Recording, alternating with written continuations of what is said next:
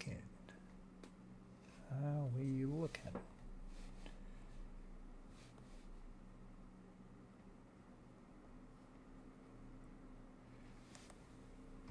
We're live.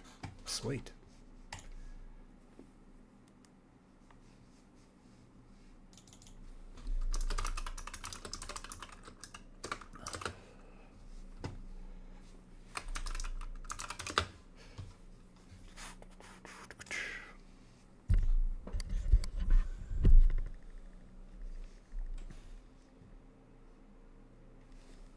And we're off.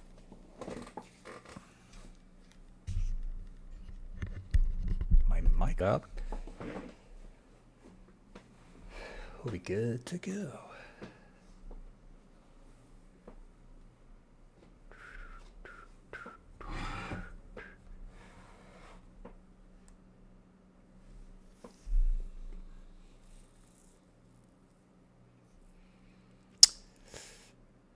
How am I doing? I'm doing all right.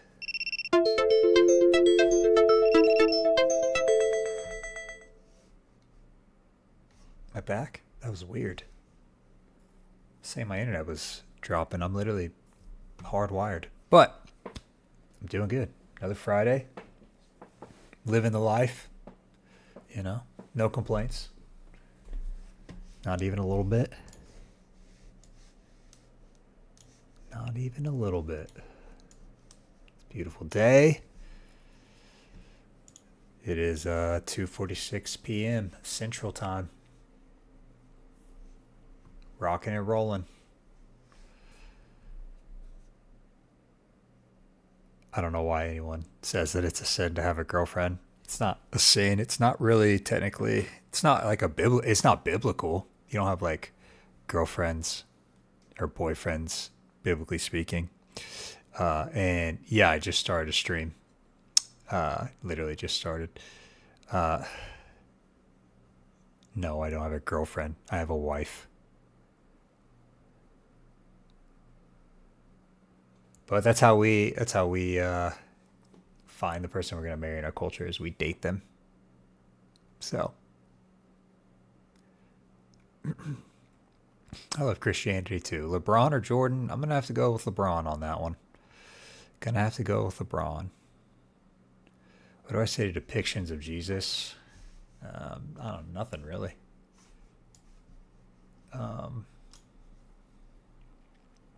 Yeah. God bless. Yeah. Yeah, the whole muting thing. It's annoying. I hate doing it. I hate muting people, but sometimes they are just disruptive. How do you know she's the one? You just know. You just know. I don't know. There's no such thing as the one. You just have the two people who choose to love each other. That's really it. There's no such thing as the one. Yes, Amar. Jesus and the Father are all knowing. Bring your boring Muslim talking points. Am I a Marvel and DC fan? Like in general. Not like a crazy fan. I watch more like anime. Like, but I've seen like most movies and things like that. Syed is actually unwilling to debate me. So I've offered multiple times at this point for him to debate me on whether or not the Quran is the word of God, and he won't do it. So do with that what you will. Do I play any games like video games? I do play video games. I play, just game really. I play Call of Duty. So, would I debate Sheikh Uthman? Yeah, he wouldn't debate me. Sheikh Uthman wants to go around and talk to random people on the street who don't have any general knowledge of the Bible. Do I hate Muslims? No. No, I do not hate Muslims. I did watch Superman and Fantastic Four. I thought Fantastic Four was okay. I thought Superman was pretty good. was it? What era of history do you like? I don't know. Um, yes, Amar, there are two Yahwehs, just in person, not in essence. So that's what you get when um, people take you out of context. So if you want to go to the Bible right now, you go to Genesis chapter 19, verse 24. What you will find is one Yahweh sending another Yahweh. So it is not I who has stated that. It is the Bible.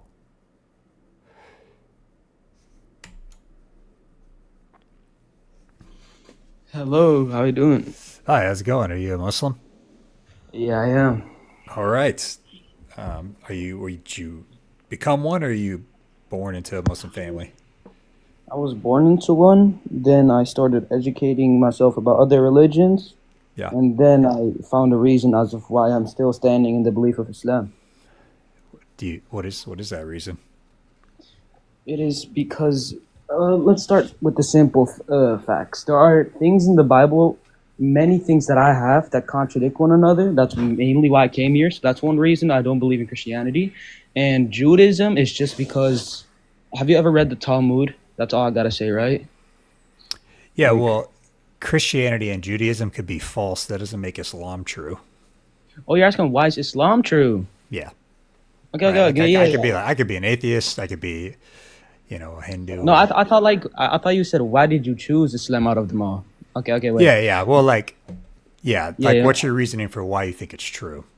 Oh, okay, yeah, I got you. Yeah, yeah. Well, it's simply because, as of my knowledge, right, I've not come across a contradiction, and if I ever had, through a simple YouTube video, I would have understood the contradiction, which it looks like a contradiction, but then it's explainable as well. And it has divine miracles in it. Now, what I mean by divine miracles is not like I can summon diamonds or something, but like it knew things that modern science like just knew about. That's what I mean by divine miracles. Well, first of all, first thought is things don't have to have contradictions in order for them to be divine. While I do think there's some discrepancies within the Quran, technically, like Mm-hmm. if you want to try to explain them away. Now, the scientific miracles of the Quran, I don't see any. I don't buy them. You don't see. Okay, well, do you not see any, or do you not trust any? Which one of the two? I mean, it's kind of the same thing. It's like it doesn't just I don't see any of the claims actually being scientific claims. That they seem just like generic statements that people in the 21st century are now interpreting them as miracles when the original people, of the day when the Quran was written would not have understood that in any way, shape, or form, or would for hundreds, if not 1,000 years later. Oh, so what you're saying is, well, if it was written that century, then the people of Islam should have also knew what modern science didn't know, right? So what I'm saying is, in order for it to be like credible, it would be like if the Muslims were going around telling everyone Right. that this is how things were, and then lo and behold, in the 21st century, we're like, oh my gosh, they're right. But that's not what I see from Muslims. What I see is there's like a general statement. You can take the one of like the universe, for example, where people will claim today that the Quran says that the universe is expanding. Mm-hmm. But if you go read like Ibn Kathir, if you go read Ibn Abbas, like uh, none of them viewed that way, viewed the verse that Well, way. let's They see. didn't have a natural or Yeah. a modern view of science, and so they don't interpret it that way. If they Let's see. were, that would be impressive. Okay, I got you. So if you're saying if you got one verse where Ibn Abbas or what was the other one's name, like interpret it that way, like modern science does, that would be impressive. Yeah. Okay. Uh, I can't remember. What's the actual verse? uh, Is my stream lagging a little bit? no, it's not. You're completely fine. Okay, Well, somebody said I want lag. to start. Yeah, I want to start off with the verse like about the moonlight being reflected, reflected light. I want to see that one. Being reflected light, and then which one do you want? Which scholar do you want? You can choose the scholar. Well, first of all, we'd have to. get a feel for if people already knew that before the 6th century. That one's not that hard for humanity to figure out. So I don't even know when human beings came to the realization that the moon was just reflected off of. I, I think that was like 100 years ago. It's 100 It years could ago, be, no? but Well, it doesn't just say that the moon is reflected for reflected light. It was specifically said that the sun's light reflected. No, no, no. It says this. He is the one who made the sun a radiant source and the moon a reflected light, like indicating that it's from the sun's light. yeah. in some So sort of way. like here you go. Aristotle in 300s BC, so we're talking 900 years before Islam, noted that the moon Right. shines the reflected light of the sun. Okay, okay, okay. Fair point. You're right. Like that's Okay, I yeah, figured yeah. human beings probably discovered that a long time ago, and they did. Okay. The Babylonians, they figured it out too. People have had a pretty. I think we discredit ancient people where the human beings have been fascinated with space, with the moon, with the sun, with the stars for a really long time, and they figured out a lot of things before modern science came about. Okay, but did they also know, like, for example, that every living thing is made from water? Yeah. Once again, this is actually not a a Quranic idea. It might be it might be Aristotle, might be Socrates. Uh, It's Surah 2130. It's Surah 2130. It says, "Do the disbelievers not realize that the heavens and earth were once one mass, and then we split them apart, and we created from water every living thing?" okay, well, the Well, heavens they and the do not earth believe. weren't one thing at one time and then split apart. You do know by the Big Bang everything was one mass, right? Yeah, but see now you're really jumping. You're really I'm not jumping jumping. because How am I jumping? at the Big Bang, the heavens and the earth didn't exist. Right, these things took like a long time. Like the Earth Okay, didn't exist at the Big Bang. where did The it Earth wouldn't. say? The Earth wouldn't Okay, come what does it along. say that in the Quran? You were the one that just mentioned the Big Bang. I'm just Yeah, saying yeah, the I heavens know. and the earth were never together and then separated. That doesn't make any sense. No, it says that they were once one mass and then we split them apart. But I want Yeah, to show. I yeah, want yeah. to. Yeah, I Well, want if you're to. saying that's the Big Bang, Yeah, yeah. that doesn't make any sense because the Earth didn't Okay. exist during the time of the Big Bang. Oh, that's what you're saying. But how do we know Yeah, he's not talking about like? Okay, I know what you're getting at, like Earth, like living Earth. But how do you not know it's just like a rocky Earth? How do we not know that? I don't know. You could probably just look up the Arabic. I'm sure it's just the word for Earth. All right. Also, Okay, you have water. Yeah. Thales of Miletus, about 500 years before Jesus, who proposed that everything originated from water. I'm telling you, man. Where? His name is Thales of Miletus. So he's got a pre-Socratic Greek philosopher. Melitus. Yeah, Thales, like th, like T Tales, H. Ales of Miletus, Miletus. Um, Dude, people just aren't that dumb, man. Like people have been figuring stuff out for a long time, even ancient people. Bells. Okay, let's see. Bells of Melitus. Ooh, water. Every living. Okay, We're why do giving a you shout think the out to Bible is the YouTube. truth? While I do my research about I this. got you all pulled up on the other side, but everything's kind of on TikTok. But I Hello? want to say You're what's up. you're not audible. I was talking to YouTube. Sorry, Oh, I'm streaming there as well. okay. What'd you ask? I said, wait, first. Yeah, what I said is, what do you think? Why is the Bible true? While I'm like looking at the Thales of Miletus. Well, it's a large question. Like I said, Christianity could be true or false. I'm more concerned about whether or not Islam is true in this debate. Yeah, no, I know. Yeah, I'm just asking, you know. Yeah. Multitude of reasons. I think there's fulfilled prophecy. I think there's not any good reason to doubt the manuscript traditions. Uh-huh. I mean, in large part, well, I guess it depends. On some level, some Muslims agree that some parts of the Bible are true, right? Mm-hmm. Sorry, I'm thinking of two things at one time.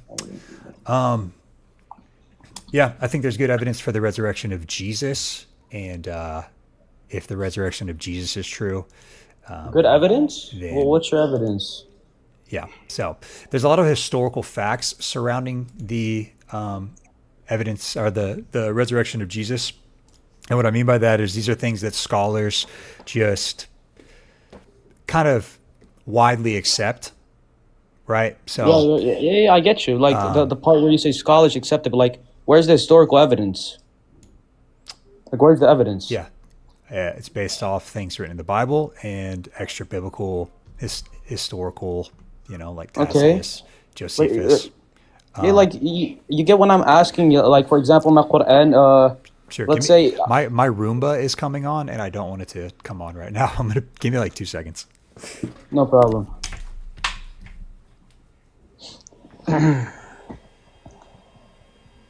Do, do, do, do. What is a Roomba? I've never heard of a Roomba. All right, he's back. Yo, my guy, you Sorry. here? Yeah. No problem. Yeah, so as I was saying, right, if I'm gonna claim something from the Quran, right, for example, your biblical scriptures say that Jesus was crucified. You know how it would be problematic if I also bring the evidence from the Quran? Like that's kind of complicated, you know what I mean? So I'm asking from a Yeah. Well, evidence, but so not from biblical scriptures. yeah. So even that's what I'm talking about. Like even non-Christian scholarship, right? Both contemporary to our time and their time are going to confirm certain things about the Christian movement surrounding the resurrection. As as of So an example would be like that Jesus was crucified because he has to be resurrected, or he has to die first in order to be resurrected. So this is whether it's okay. Yeah, whether I get. yeah. Yeah, I get you. Yeah. But So why do scholars say like why do they accept that he was resurrected? Like, what's the historical evidence that he was resurrected? That's the question. yeah, so you're not going to get an honest historian to say that Jesus was resurrected because the historical critical method pretty much nullifies miracles, which I think there's a problem in that a little bit, and it definitely doesn't do Islam a lot of favors. But the things that can be confirmed around it then ask the question, what's the most reasonable conclusion? So some of the facts around the resurrection are this: Jesus was crucified. He was What? Yeah. he Go on. was I'll you let know you finish. he Yeah. was buried. That's a big deal. Women from his following found his empty tomb. His immediate followers believed that he rose from the grave. So it doesn't mean that he did, but they believed he did. And then his enemies became his followers. And so Okay.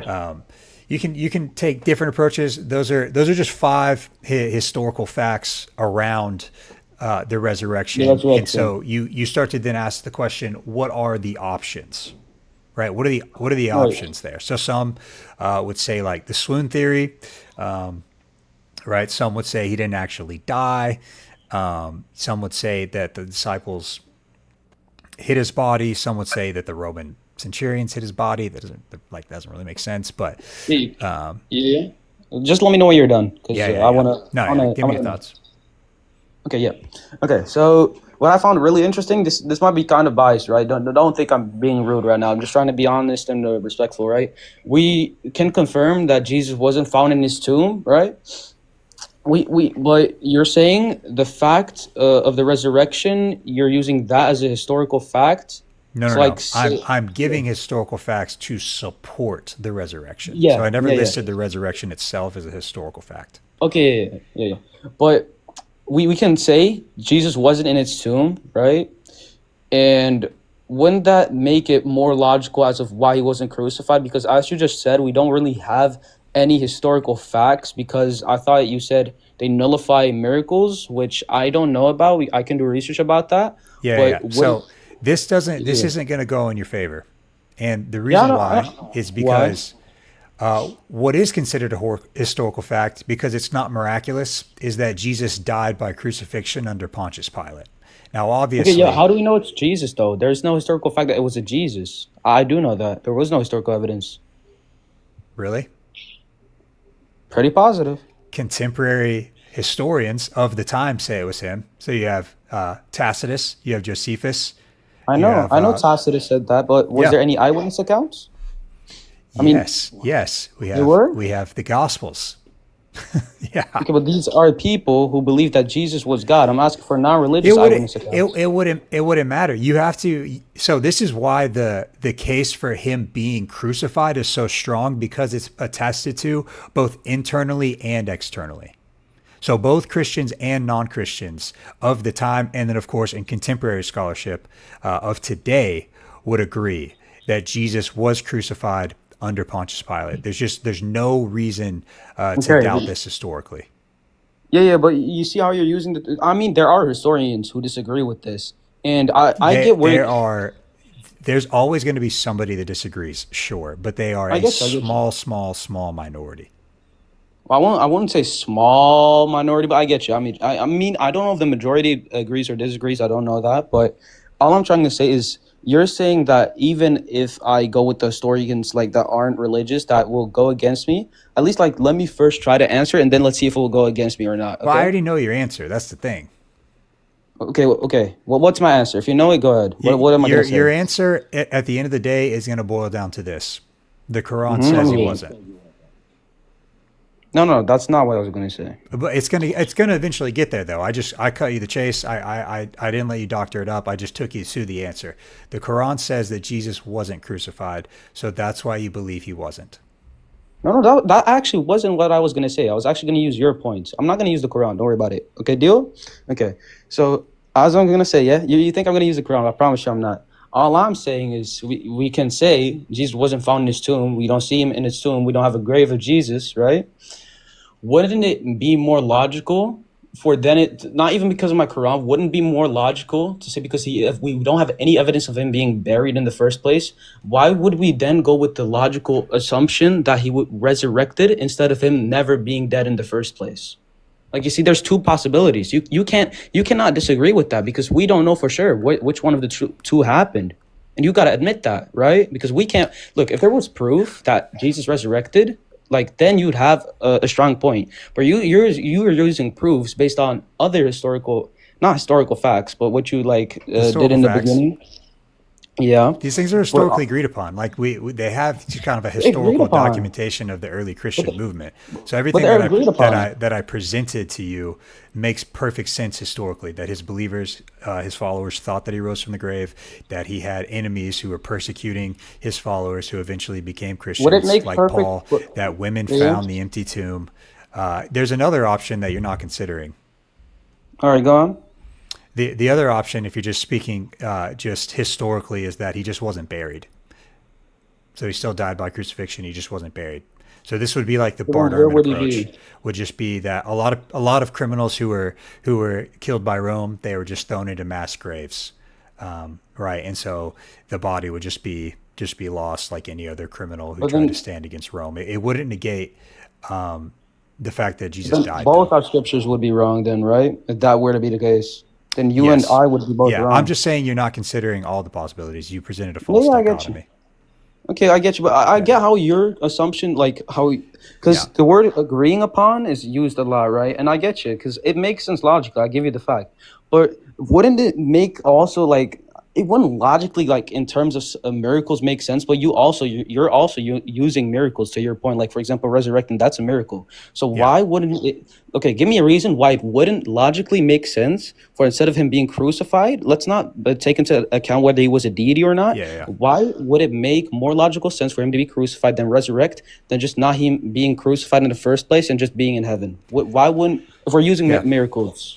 It'd make more logical sense because Jesus is attested to saying this multiple times throughout the Gospels in every single one. He says You it remember what I said about the at Bible? least 4 times. And yeah, but here's the thing, whatever you view about the Bible, I don't really Okay. care. Like historians do take the Gospels seriously in trying And to what is? construct Yeah. what actually happened Uh huh. in the lifetime of Jesus, because obviously this is one of the biggest movements and one of the biggest, most influential people of the history of the world. And what we have from his life is nothing other than the Gospels. So You want to see what the even the Gospels say about his deepest, tomb? Okay, even the bro. deepest skeptic is going to have to refer to the Gospels and try to flesh out what they think is true and what is Yeah. not. So, just basically internally Hmm. within the following of Christianity, even if Yeah. he didn't raise from the grave, he clearly Right. was an apocalyptic preacher who was Right. inaugurating his kingdom, and he thought that it was going to happen via his death. Okay. Okay. Okay. I got an answer for this. Yeah. Okay. You're making perfect logical sense, but you want to know what the Gospels say about Jesus' tomb? You want me to tell you? Matthew 28, Luke 24. I think you know about this one, right? Or you don't? About his tomb? No, no, no. Like, do you know? Like, have you ever heard this claim? Like Matthew 28, Luke 24, contradicting one another. Have you heard about this? 100 million times, man. So many All right, then times. tell me. Tell me. Okay, if you know, then tell me which what I'm gonna say, like word for I don't know. word, bar for bar. You could bring up. Was there one or two angels? Was Mary there, or was she not? Was it how many? Was Okay. it more than one woman? You're well educated, man. I respect that. Well, it does say in Luke 24 two men, but the fact it says gleamed like lightning, so that does kind of it shows that could have been an angel. So yeah, I want to hear an answer. So was it one or two angels or two men or one man? Like what was it? Super simple. There's no You contradiction. go. So I'd have to look directly into it, but Mm-hmm. whichever one says the lesser than, right? If it's, I think maybe John only mentions one or Matthew, they never say only one. So Right, but they it'd be do a say. contradiction if John, I'd have to look at all four accounts, right? But if John was like, there was only one angel at the tomb, and Mm-hmm. then Luke came along and said there were two angels, then you have a contradiction. Okay. I'll give you like Mm-hmm. a real world example of why it doesn't contradict. If I told you, hey, yesterday I went to the movies, okay? And then Right. someone else comes along and I say, hey, yesterday I went to the movies with my wife. I'm not contradicting myself. I just didn't give you all of the information. Here's the thing, if all four lined up perfectly even, that would be suspicious in and of itself because it would give this it would give suspicion of cooperation that they came together Right. beforehand. When you have multiple eyewitness accounts, you should expect some minor details to vary, but you don't see a contradiction. You simply just see some giving more details than others. Regardless, this still does not help the place that you're in that Islam says that Jesus was not crucified when everything Yeah. else that we have says that he was. Okay. Not everything, but majority wise, sure. Yeah. But what you're telling me, right, is are you telling me like it happened at the same time, or what are you telling me here? Like it, both the situations of Matthew and Luke I'm just happened at the saying, same yeah, time? I'm saying some accounts give an account of one angel and some accounts give an account of more than one being there. And that's perfectly Right, fine. right. Yeah, yeah. But are you saying like because they didn't say only, it was like it happened at the same time, or are you saying like it's still either this or that? Because I'm not getting it clearly. Like, did it happen at the same time? Hard to say. I think that these accounts are giving just the general information, right? I don't think that they're not trying to do what you're trying to do. Right. Right? Think about you as the author. You're just trying to share the information of what happened. And so you're not actually getting of most of the events actually. You don't get these time-stamped kind of, you know, moment by moment, next step after next step. You're just getting a general picture of what happened for every Right. event, including the visitation of the empty tomb. But you know what's consistent in all four accounts? What is consistent? Women visited Jesus's tomb and it was empty, and they were told that he rose from the grave. Okay, that's interesting. That's what's consistent. Is that women visit his tomb and it's empty, and then they're going to go back to the disciples and tell them that Jesus has rose from the grave. Okay. And then Yeah, I get that in part. That is, Matthew, yeah. Luke, and John, a resurrected Jesus is going to come and meet his disciples. Okay. Well, the main factor, then I could grant you that they're all consistent on one another.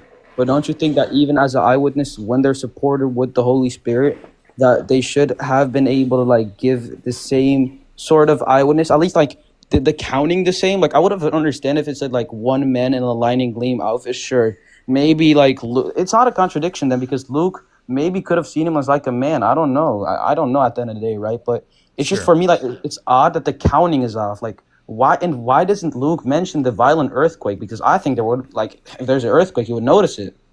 Like why doesn't he mention that? People do this all of the time in eyewitness accounts. This is the beauty of having four accounts instead of just one. You Right, get but this is the certain difference, right? information Yeah. from some who give the account over others who provide other information. Okay, but is this So an like eyewitness account or let me like ask you this. Let me ask you this. In all four accounts, does Jesus die by crucifixion and resurrect from the grave? no minor details, just what you're telling me right now? Yeah. Okay, I'll grant you this. The main factor of him being crucified, turning from the grave, that is consistent. But the minor Yeah. ones, I think that's another argument. You'd agree with that, right? That's another argument. I'm The just minor saying ones. it's irrelevant. Yeah, yeah, It like the should main factor. Yeah, sure. But it like, should be yeah, yeah. expected that there's minor differences if these are different accounts. That just makes sense. One and Well, two. right. Yeah. But I forgot yeah, what's yeah, this. go on. Go on. Let me take a But drink. you said that it makes sense that they have minor differences because it's eyewitness accounts. But we have to take into perspective that isn't just any eyewitness account. You can't compare them with like a court case eyewitness account. This is the inspired word of God. So I'm expecting like some quite not some variance. Like I wouldn't expect a regular eyewitness account from a word of God. Yeah, well, the paradigm in Christianity between the Word of God and the paradigm of Islam and the Word of God is much different. Okay, what's the difference? Like we're not holding to. I mean, some Christians may hold to this, but Mm-hmm. Christianity, it's the idea that the human being wrote this with their own thoughts, their own perspective, their own, desires or what, like whatever you want to say. Like they wrote it from themselves, right? Like they're the author With the Holy and they're Spirit, right? Yeah. inspired by God. Not that they received, there's moments, of course, but What do you mean by inspired by God? right. What do you mean by What does that? it mean to be inspired? Like, My what do you main think of? language isn't English, so I know what inspired is, but I don't know the literal definition. Right. Enlighten me. Inspired is to be like compelled by, right? It's to be like called up to, right? If you're inspired by somebody, right? Hmm. And so it doesn't, like I said, there's varying ideas of biblical inspiration, but what is for certain is that there are moments in the scriptures where God is directly speaking. The majority of the Bible from Genesis to Revelation is not that. It's simply people just recording events that happened. Okay. That's the majority. And then you do get you get like the major amount of prophets who are within their books quoting God directly. You Right. know, but even in the New Testament, the only book that you're getting that's actual like revelation from God is the book of Revelation, right? Right. So think about Luke. He tells you how he came about putting the Gospel of Luke together in the intro. He actually just went around interviewing people and collecting information. It wasn't Right. like he had a dream and God told him about, the life of Jesus and he had to add all these things in there. Right.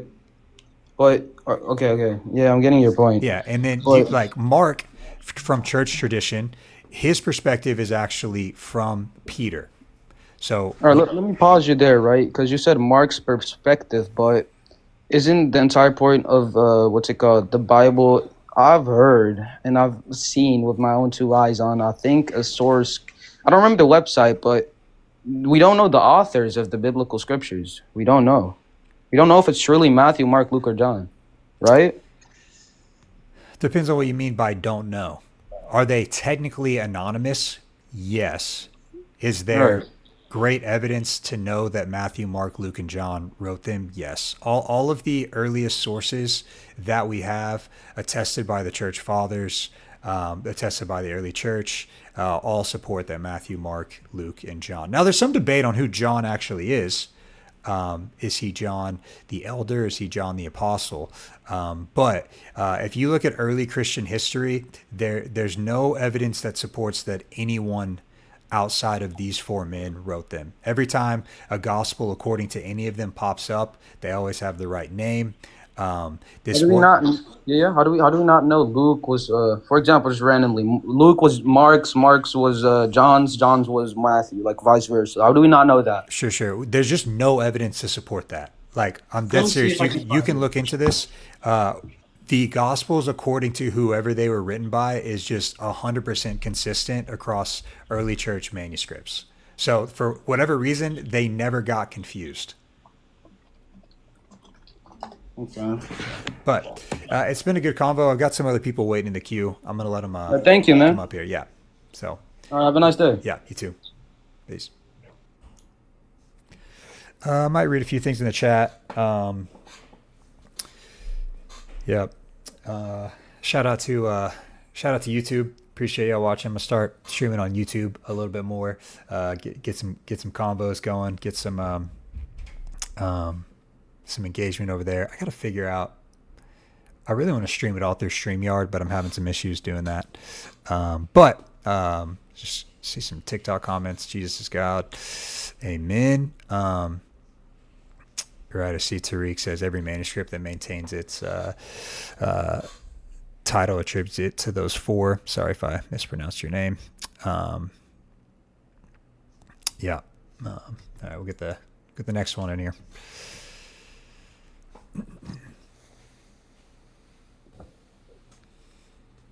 How's it going?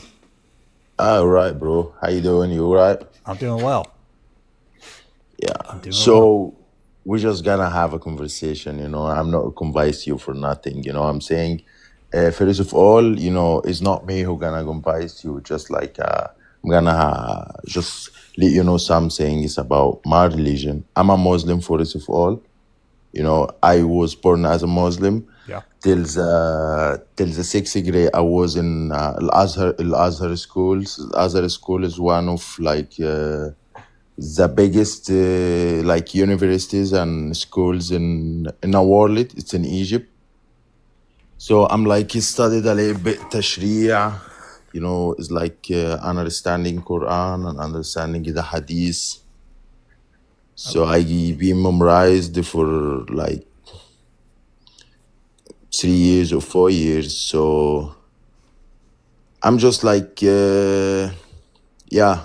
So What is the most convincing thing for you on why you think Islam is true? yeah. So we go back to the Old Testament. So in the Old Testament, the showing some of the prophets in very bad image. The prophets is so they are people. They can't do mistakes. They doesn't have sins. They doesn't have they got all the forgiveness from God.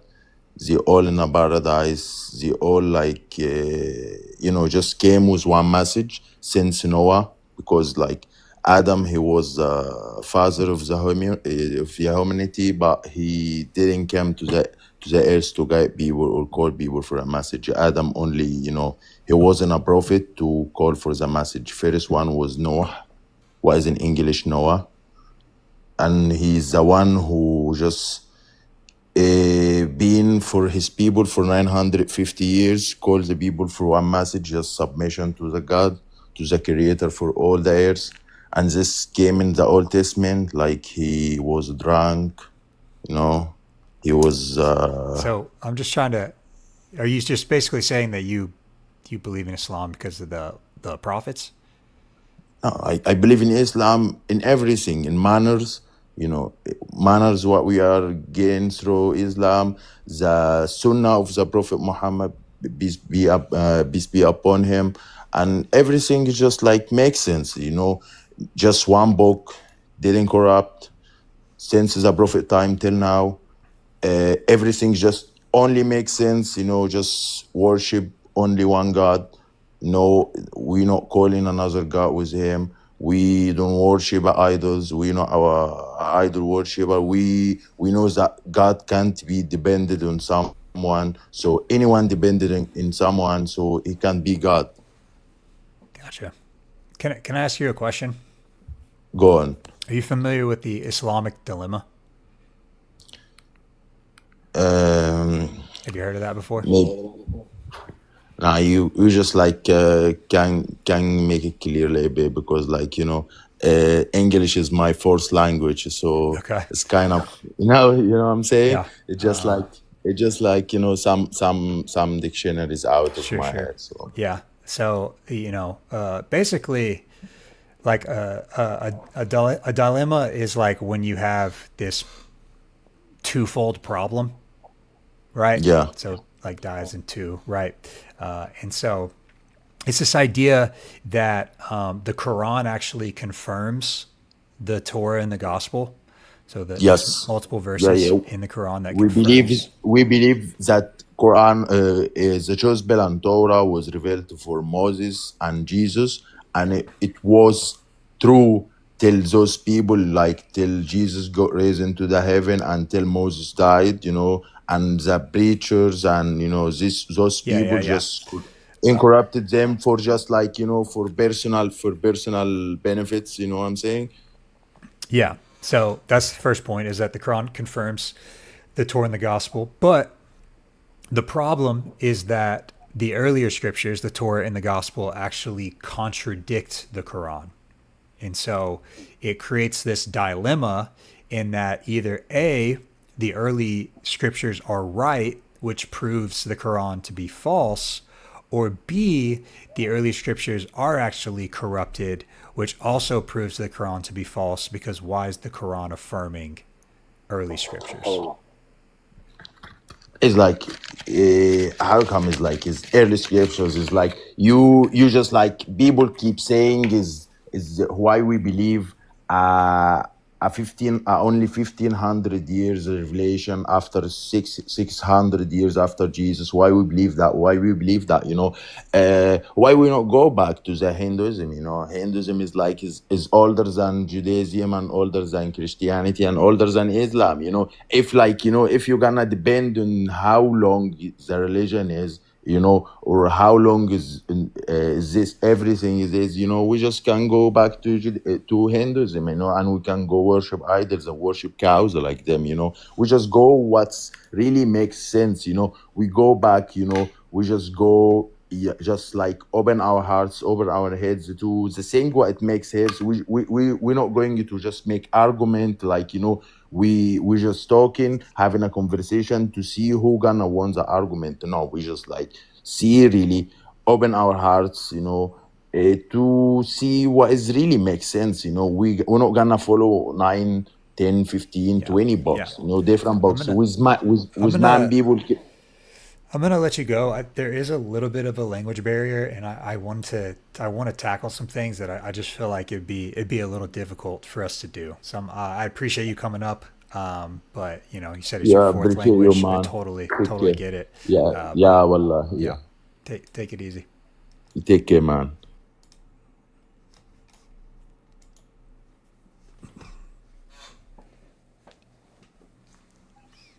Hello. How's it going? Yo, man, what's up? Just enjoying my Friday.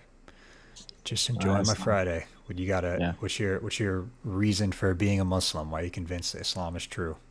So, actually, you'll be happy to hear that I am a converted Christian, actually. From Islam? From Islam, yeah. Oh wow. Yeah. What? So, Yeah. What led to that? So actually, I wanted to come up because some of my friends are still Muslim, and they ask me a bunch of questions.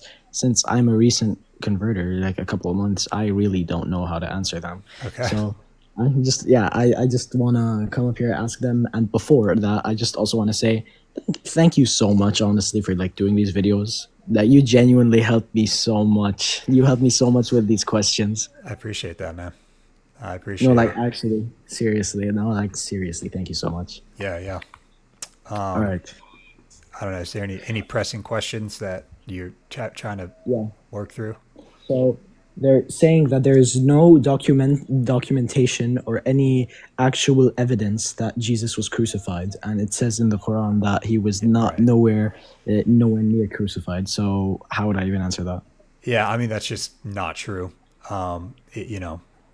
Whether you want to go kind of ancient scholarship, you've got, or just ancient, I guess, historians. I wouldn't call them scholars, but Josephus and Tacitus both attest to Jesus being crucified. These are first century historians, and so Josephus is a Jewish historian and Tacitus was a Roman historian. And so there's just a lot of contemporary evidence of the time that Jesus was crucified, because you have both internal and external parties agreeing that it happened, right? Yeah. So like when that's happening, that's where it's like, okay, there's not a lot of reason to debate this. It's obviously a really good reason why the Quran is wrong in this area, because there's just no good historical evidence to support the Quran's position. And then you have modern scholars. You even have atheist scholars.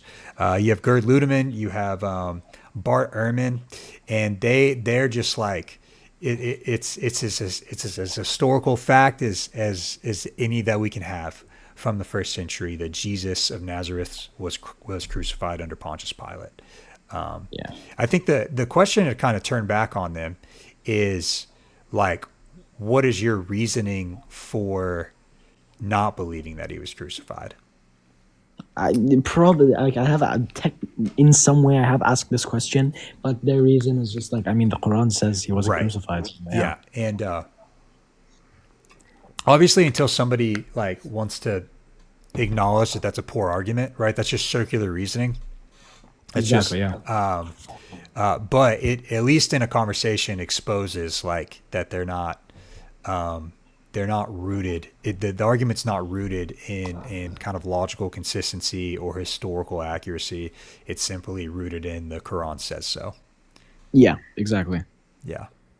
Okay, so another question I actually have a problem answering is that they say there's like a forgotten chapter in James, and it's talking about how Joseph married Mary when he was 90 Yeah. and she was Yeah. 12. Yeah. And So- that's just a So- reply to if Muhammad married Aisha at 6 Yeah. or at 9. Yeah. So there's two things going on there. One is that it's not. I don't know how they're phrasing it. So this is based out of a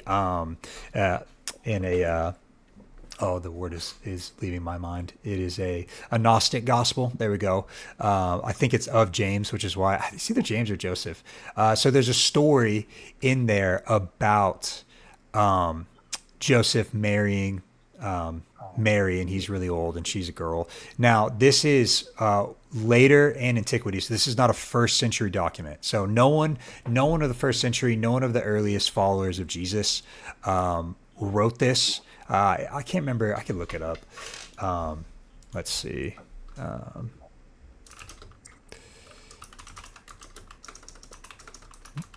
But before I lose my train of thought, there's two things though. Within the story itself, Mary is presented as a perpetual virgin.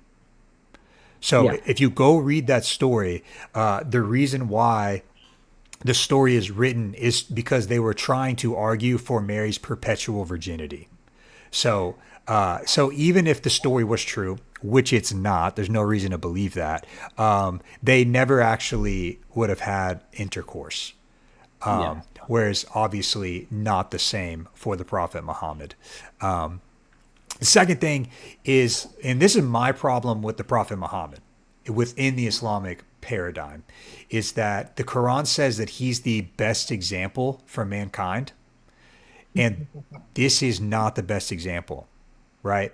And as Christians, the only person we believe never sinned was Jesus. So when Abraham or David or Noah, when they do some really dumb stuff, we're not like, oh no, like, Christianity can't be true because, because of what they did. No, we expect them to fall, to make mistakes, right? Whereas that shouldn't be expected of Muhammad if he's the best example for all men. If Yeah. that makes sense. Yeah, it makes sense. It makes sense. And mean- another problem I have is that I've seen a very popular sheikh online. I don't know his name. I'm not very good with names, but I've seen two videos of him. One was that Muhammad was sinless, and this was when they were talking about the problem with Joseph and Mary. That video Muhammad was sinless, and that what was it? Oh, sorry, wait, I lost my words. Hold on. Yeah. Oh no. Oh yeah, okay. That Muhammad was sinless, and that Islam will creep into every single house on the planet. So when he's talking about do you know what I'm talking about? First of all, I don't know. Is it Uthman? Sheikh Uthman? I don't know. it might be. He said that Islam will creep into every house in Russia. It will creep to every house in America, and all that.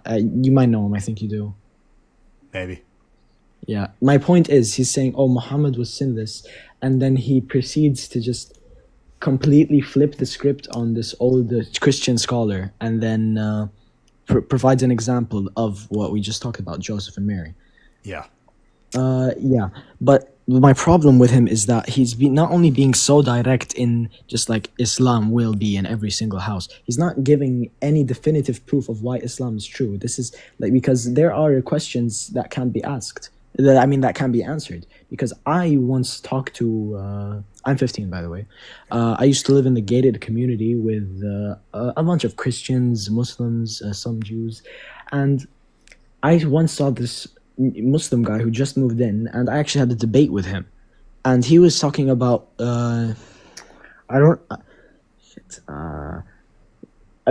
okay, I'm sorry again, I'm not good with names, but it was, do you know when we once had basically like a king, he called him a king, like the representative of Christianity back then, and he was being carried on a rug with 4 people.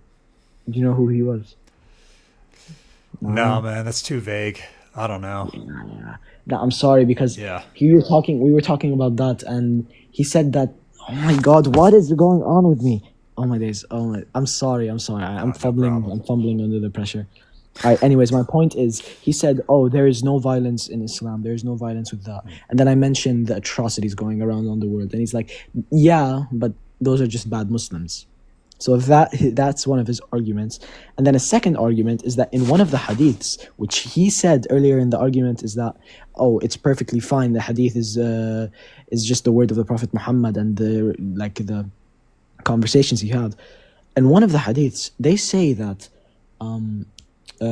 if a man has a drop of alcohol, he must be whipped 90 lashes. Dang. Yeah. and even he was surprised when my brother pulled it up. He was like, "Oh, yeah, I didn't know this." Yeah. No, that's. And then there's, he just- there's he so found much some hadith excuse. that, Yeah, there's so many exactly. hadith, so many things. But I found, so there's a 2nd century, what, I don't know what you want to call it, Gospel of James. Document. That's what it's called. It's Okay. called the Provo Evangelium of James. So this is well after his life. It's an apocryphal gospel, and it describes as Mary reaching the age of 12, and then there's this kind of later, it's called Joseph the Carpenter. This is like 6th or 7th century. So this is way later, that Joseph was 90 when he began caring for Mary at 12, and then they married at 14 and a half. But these are made up. These are made up stories. I'm sure at some point in time, some Christians probably believe them. But like when you have, and this is the problem with the Quran too. Like when you have,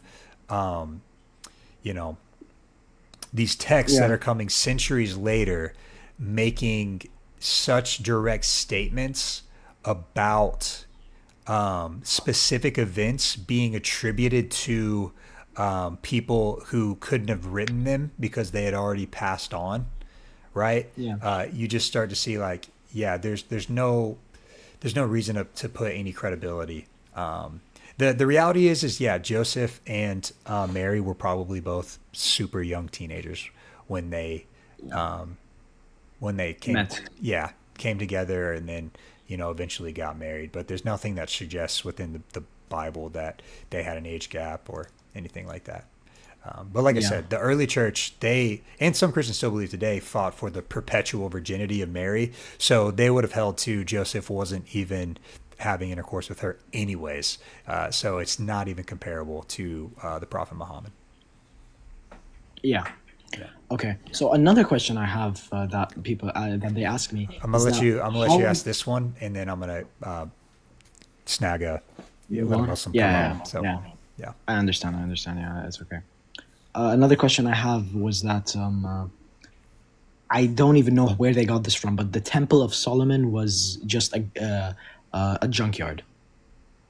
And I literally, this is one where I literally just have no explanation for them whatsoever, is because I don't know what to say. I mean, I don't know. It just sounds like they're saying stuff at this point. I don't like. There's no historical evidence to back up that the temple that Solomon built was a junkyard. I don't know.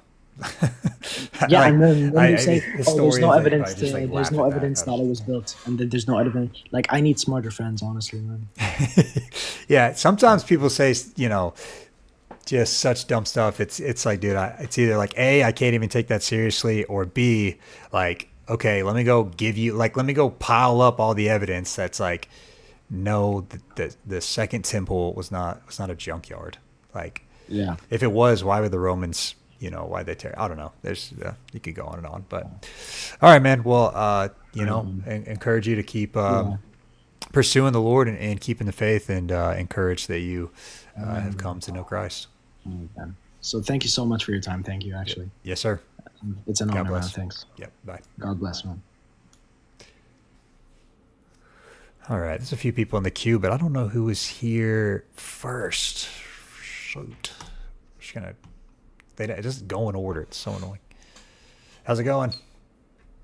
Good. How are you? I'm doing well. Are you a Muslim? Yes, sir. All right. What are you born a Muslim, or did you become a Muslim at some point in your life? Yeah, definitely born. Okay. Um, Muslim family. yeah. You said, does it say convince me to be Muslim? Is that what it? I can't see Yeah, it. yeah. Really, just like, what's your reason for being Muslim? What's your? I would say one of my main reasons. This is not necessarily my top reason, but one of my main reasons is because Jesus was a Muslim. So I believe that I want to follow in the footsteps of Jesus being a Muslim. You know? What makes you think Jesus was a Muslim? Oh, because the Bible and the Quran both agree that he was a Muslim. Does the Bible say that he was a Muslim directly? Yeah, it does. In Isaiah 42:19, it calls the servant, which Matthew says is Jesus, Mashallam, which, according to all the Christian scholars, that word means Muslim. So, yeah. I've never heard that once. Definitely Would not you- by would any you let me Christian show you? scholars. Do you want me to show you? If you go to Bible Hub, the blue website, I forgot what it's called, Bible Hub, I know. and you go to Isaiah 42:19, and you open up Ellicott, Cambridge, you open up all their commentaries on that. They'll say that this servant is Mashallam, which means Muslim, that he was one who submitted.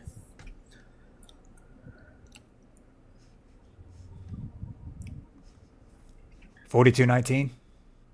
Yeah, Isaiah 42:19. Yeah. I'm not seeing it, man. It says, "Who is blind for but my servant, or deaf as my messenger, whom I send, who is," like, it's just breaking down the words, right? Perfect. Blind as he Right. was perfect, and blind as a servant. That's that of word Yahweh. perfect. Yeah, that word perfect. So that word perfect in the Hebrew is Mashallam. So if you go to Ellicott and the commentaries It's on not. it, It's not Meshalem. It's Kim Sulam. Kim Sulam, but there's a meme in front of it, like in the language. If you go to the commentaries, you'll see it basically is the way it's written in Hebrew. It's the word is mashallam. Kin sulam is like the proper word for it, but mashallam is the word as it's read. And you'll see that in the commentaries. Ellicott's like the first one. And they actually admit that this means Muslim, like it's not something added in. They say it themselves as Christians. I can put it on the screen if you can't find it. I'm just looking into it. Oh, okay, just make sure. Yeah, the word is it draws from the word shalom, which is a Hebrew word to Meaning be peace. at peace. Correct. Yeah, that's where Muslim comes from too. Muslim comes from salam or Islam. The word Islam comes from the word salam, the root word meaning peace. Means one who's You're cutting out a sorry little about bit. that. Sorry, I was getting phone calls. Yeah, so Islam comes from the root word salam, which literally means peace. So that's what being a Muslim means. One who submits their will. Okay. Like I said, have you looked into Ellicott's commentary? And Cambridge and all of those guys? Pulpit, they all say I the mean, same not thing. on this exact verse. You're just pulling up some random verse out of. So you think that Christian scholars are saying that Jesus is a Muslim from Isaiah 42:19? That's your argument. Well, yeah, they're saying that the servant is that, and then Matthew later on says that Isaiah 42 is attributed to Jesus. So yes, Sure. they would So be saying that Jesus is Mushallam, which means he's a Muslim, one who submitted his will to the one true God. Yes. let me ask you this: does Muslim mean that just anyone who submits to God that makes them a Muslim? No, like I said, the one who submits their will to the one true God, like the Bible says about Jesus. So is God a father? Because that's what Jesus calls him. Yeah, father. So father would just be a term that in Islam was abrogated later on. But like for example, Baal in Hosea 6:12, you used to be able to call God Baal until it was misused, and then it got abrogated, right? Yeah, I've heard this before. Baal just means, I think, in that just my husband. No, it means master. Sorry. Baal means master. Okay, there's no problem with calling God master. People do that all the time. There's no abrogation. In the Old Testament there is. If you go to Hosea 6, I'm and aware. 12. I'm aware of the verse. So what does that mean when it says no longer call me by this name? Yeah, this isn't an abrogation. The scholars say it's abrogated. It's not. Where It's do not you, where are Hosea you getting this from? 6:12. Because that doesn't exist. Or is it Hosea 6:2? Or it's it's around there. I don't even think You it's want me to find it for Hosea. you? I think it's No, it is Hosea. I can get it for you if you want.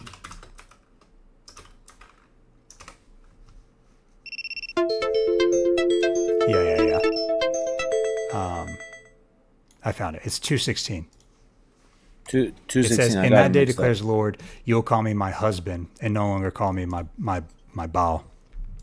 My master, yeah. Yeah, this is just a prophetic word. It has nothing to do with literally dropping the term calling God master.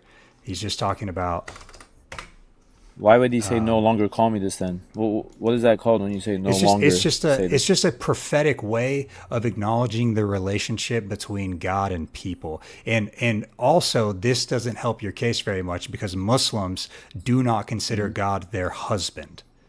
So if Jesus is abiding by this prophecy to no longer call God master but husband, how does that make him a Muslim? Right. Well, no. We don't call. I'm confused how you got husband to Islam. We're talking about father. What I'm saying is that this term was abrogated. I'm pointing Terms out for God are abrogated. It's abrogated to something different. You'll call me my husband, and what I'm saying is Muslims do not consider their relationship with God as one of which He's their husband, where the people are His Right, bride. Do you know who does consider that though? You're saying you're a bride of Christ? Christians. Yes. Christians. Wait, but but you're sidestepping to a different subject. The subject is, can God abrogate names and still be the same God? Like, if God was once called Baal, did anyone yeah. after that verse in Hosea call God Baal? That's what I'm saying. Yes. Like, could you say Jesus is Baal? Yes. Okay, can you go ahead and say it? If you would stand on it, I just would like to stand on it. So. Jesus is the master? No, saying Jesus is Baal. Oh, I mean, I Can you say don't that? use that terminology. No, if you were speaking Hebrew, could you say it? Like, pretend you're Hebrew for a second. If I was Hebrew, I could, yeah. Can you say it for us? No, Why not? because I'm not an idiot. What? What, Why would you be an idiot? What? You're the one coming into my stream Wait, how trying, is it trying to idiot? say that Jesus is a Muslim. Yeah. Why won't you say thought, it? Yeah, you thought. Why won't you say it? Yeah, exactly. Can you tell me? Can you tell the audience why you wouldn't say it? If we're being transparent. Oh yeah, You seem sure. honest. Yeah, 100%. Because you're just baiting, and I wouldn't fall. But for what it. am I baiting? But what am I Y- baiting? y- You'd be proving your point if you said What it. that I can say? I already proved my point that Jesus is the master. What is No, your I got point? you. But is Jesus your Baal? Listen, I've already caught you. It was a good try. Do you want to You didn't try? catch. Do you want to try to defend? Do you want to try to defend that Jesus is a Muslim or not? I mean, that's what we're talking You don't about think right I now. don't know who Baal is? You don't think I don't get what's happening in Hosea 2? No, you're right. So that's the point, right? That Baal was attributed to something false about God. Therefore, God abrogated the name. In the same way, Father has been attributed to something false now. So God has now abrogated that for us onwards. Cool. Like theosis, for example. Yeah. So when Jesus says that everyone has been handed into his hand and that he gives eternal life to anyone that would come to him because him and the Father are one, would that make him a Muslim? Yeah, Or when, so it says that he was- Jesus says that he shared the glory with God before the foundation of the world, would that make him a Muslim? Or how about when Jesus was crucified and rose from the dead? Would that make him a Muslim? Sure. Can I respond? Yeah. You made good points. So yeah, all those verses prove actually that Jesus is not God. So if Jesus is given people eternal life and that he's been given the authority, right? Then you're admitting now that Jesus is not God, right? And therefore, if Jesus is given the authority and he's not God, therefore Jesus would not be a triune God of the Christians, right? So there you would be making the point that he's not Christian nor Muslim. So Correct? So God can't. No one else but God can give eternal life, right? Yeah, and they can't be given that power either. God cannot be given that power. It's an essential property of God that he does not need to be given power. It's within the context of John. It's not that he's given power; it's that he's given authority, and there's a difference. It's not that How he doesn't can God have be the given power. authority? It's because he actually sets down lower so that he can be exalted. He becomes a man. He humbles himself so that he's exalted. But if you read Philippians 2, it already acknowledges that he was God beforehand. And Yeah, the there's- Carmen Christi. Well, no, it doesn't actually. It Yes, it says does. that. No, yes, it it says does. that he was given in the. You want to go there? Do you know what morphe means? Yeah, I know what you're going to try to say, and that it's, So you it's disagree? just like a changing of face. That's not what's occurring in the context of Philippians 2. Can you read the verse right after in 2:9? How can you rob God of his power? How can you rob something that you didn't already own? Literally, that word in the Greek literally means to rob. How can you rob What are something you talking that about? you He didn't gives already it own? up. Yeah, no, but that word in verse the 8, Greek. it says, it says that he emptied himself. Or in verse 7, it says, who though he's in the form of God, did not count equality with God a thing to be grasped. So we get something different than just, kind of the whatever dumb definition you want to give for like just changing appearance, right? Because his form is in equality to his what's the word I'm looking for? To his status with God, right? Although he was in the form of God, didn't count equality with God a thing to be grasped, but emptied himself by taking a form of a servant, being born in the likeness of men. So he's God who is incarnate. Got it. But you just said now he's in the status of God. So you're saying that Jesus and God are equal. Yes. But Jesus says the Father is greater than I. Yeah. So how would you like to explain that? Yeah, because he humbles himself in position. They're equal in essence. They're equal. They're So- consubstantial. So Jesus is lower in position to the Father. Can God be in a lower position than the highest position? No, because Jesus is the Most High. But how if he's lower than the Father? You just said he's lower than someone else. I don't know. Explain to me why God calls Son God, calls the Son God in Hebrews 1:8. That's a doxology. That's a quote from Psalm 45 where David calls the King God. You're right. And then the author Right. of Hebrews then Uh-huh. attributes that to Jesus being God. Right. So hold To on. the So Son, what he type says, of- "Your throne, what- O God." Right. Yeah, So yeah. if New if he had a Testament, God, New Testament if authors he had- do this wait, all wait, of the don't panic. time. Wait, why are you You're the panicking? one panicking. I didn't feel even finish. completely You started fine. going again. Yeah, Okay, good. because If you guess feel what? fine, then let me finish. Hebrews. What does Hebrews 1:2 say? Yeah. Yeah, That's give okay. it Wait, your wait. best Why are you shot. skipping? Give it your best Why are shot. you skipping? No, give it Let's your best start shot. at Hebrews 1:8. Yeah, I got give you. it your best Hebrews shot. 1:8. So Hebrews 1:8 is a doxology. It literally says, the throne, O God, right? Yeah. But you know that Elohim in that verse, Elohim can literally mean the Most High God, or it could mean a regular person, even, right? Oh, yeah, So yeah. Moses was made God to Pharaoh. Good, good. So are you saying that God had a God? Because that's what you're implying by God saying, "Oh God," from one God to another. That simply does not go with the Shema. I'm showing you that the Father recognizes that the Son is God based off Philippians or Hebrews 1:3. Not the Most High God. Not the Most High God. He recognizes him as a type of God. Jesus right? is the Most High God. No, but okay. So if God has a God, So how many gods would let that me, be? So let me read to you Hebrews 1:3, because what I'm not going to let you do is just kind of try to That goes scapegoat against one you. verse. You Don't ready? go- no problem. Hebrews Go 1:3. ahead. It says that Jesus is the radiance of the glory of God and the exact imprint of his nature, and he upholds the universe by the word of his power. And so we get Perfect. down in verse 8, where but of the Son, he says, "Your throne, O God, is forever and ever." Right? Got it. If you keep going, though, which you probably don't know, is in verses 10 through 12. Do you know what he's quoting? You know what he's alluding to? Yeah, he's quoting Psalms 110, I believe. So there's Or a quote of Psalm, but there's an allusion to Deuteronomy 32 where he's quoting the Song of Moses, who's attributing his worship to Yahweh, and this is attributed to Jesus in verse 10, the Most High I got God. you. So even like, because I like to grant some stuff just so you feel part of the conversation, because I could run an argument just to show you that's not true. But if I was to say, okay, what you're saying is true, God said he's God. How many gods would like? How do you relate God having a God? How do you reconcile that in your head as a Christian? How do you reconcile in the same chapter Jesus being called God? Well, like Moses being As called Pharaoh, Jesus- like ye are gods in John. Can I As, finish? as Jesus, yeah, sure. Can I finish? Thank you. Yeah, like Moses being called God, the angels are called Elohims. In John 10:34, Jesus says, "Ye are called gods." You know, there's a lot of gods in the Bible, right? And over there in Psalms, in Hebrews 1:8, it's literally the king was called God by David, right?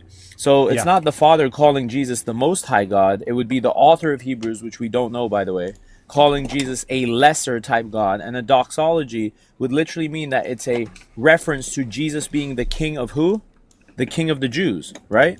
Yeah, he's a king. So of that Jews. would be correct. So that would be Hebrews in its proper context. Hebrews is a proof text against the Trinity. It's not for the Trinity. So Yeah, unless you were to say didn't- God you can't had a even God, respond to the rest of what I gave you, though. That in 10 through 12, he's alluding to Deuteronomy 32, of which Moses attributes a song of worship to Yahweh, of which this is attributed to Jesus. okay, perfect. So you're saying that can you read the song real quick? Because I'm going to show you something. Watch this, guys. In Deuteronomy.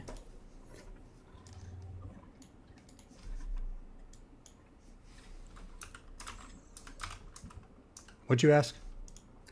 Yeah, you said it quotes Deuteronomy 32, right? So It alludes to if Deuteronomy you, 32. wait, I thought you just said quotes. What do you mean by allude? Let me pull it up because I was just reading it the other day.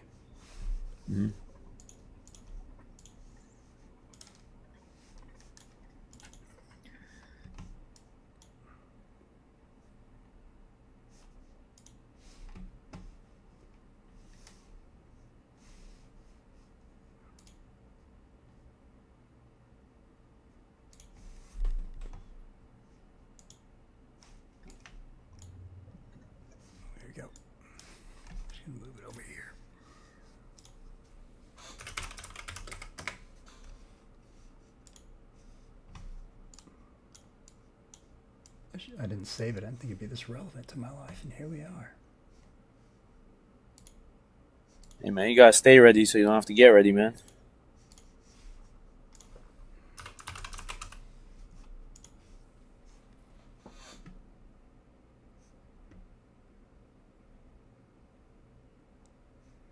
I'm just trying to figure out which commentary I saw it in. Oh wait, so it's not in the verse. You put it in the verse and then like went to a commentary? Here we go.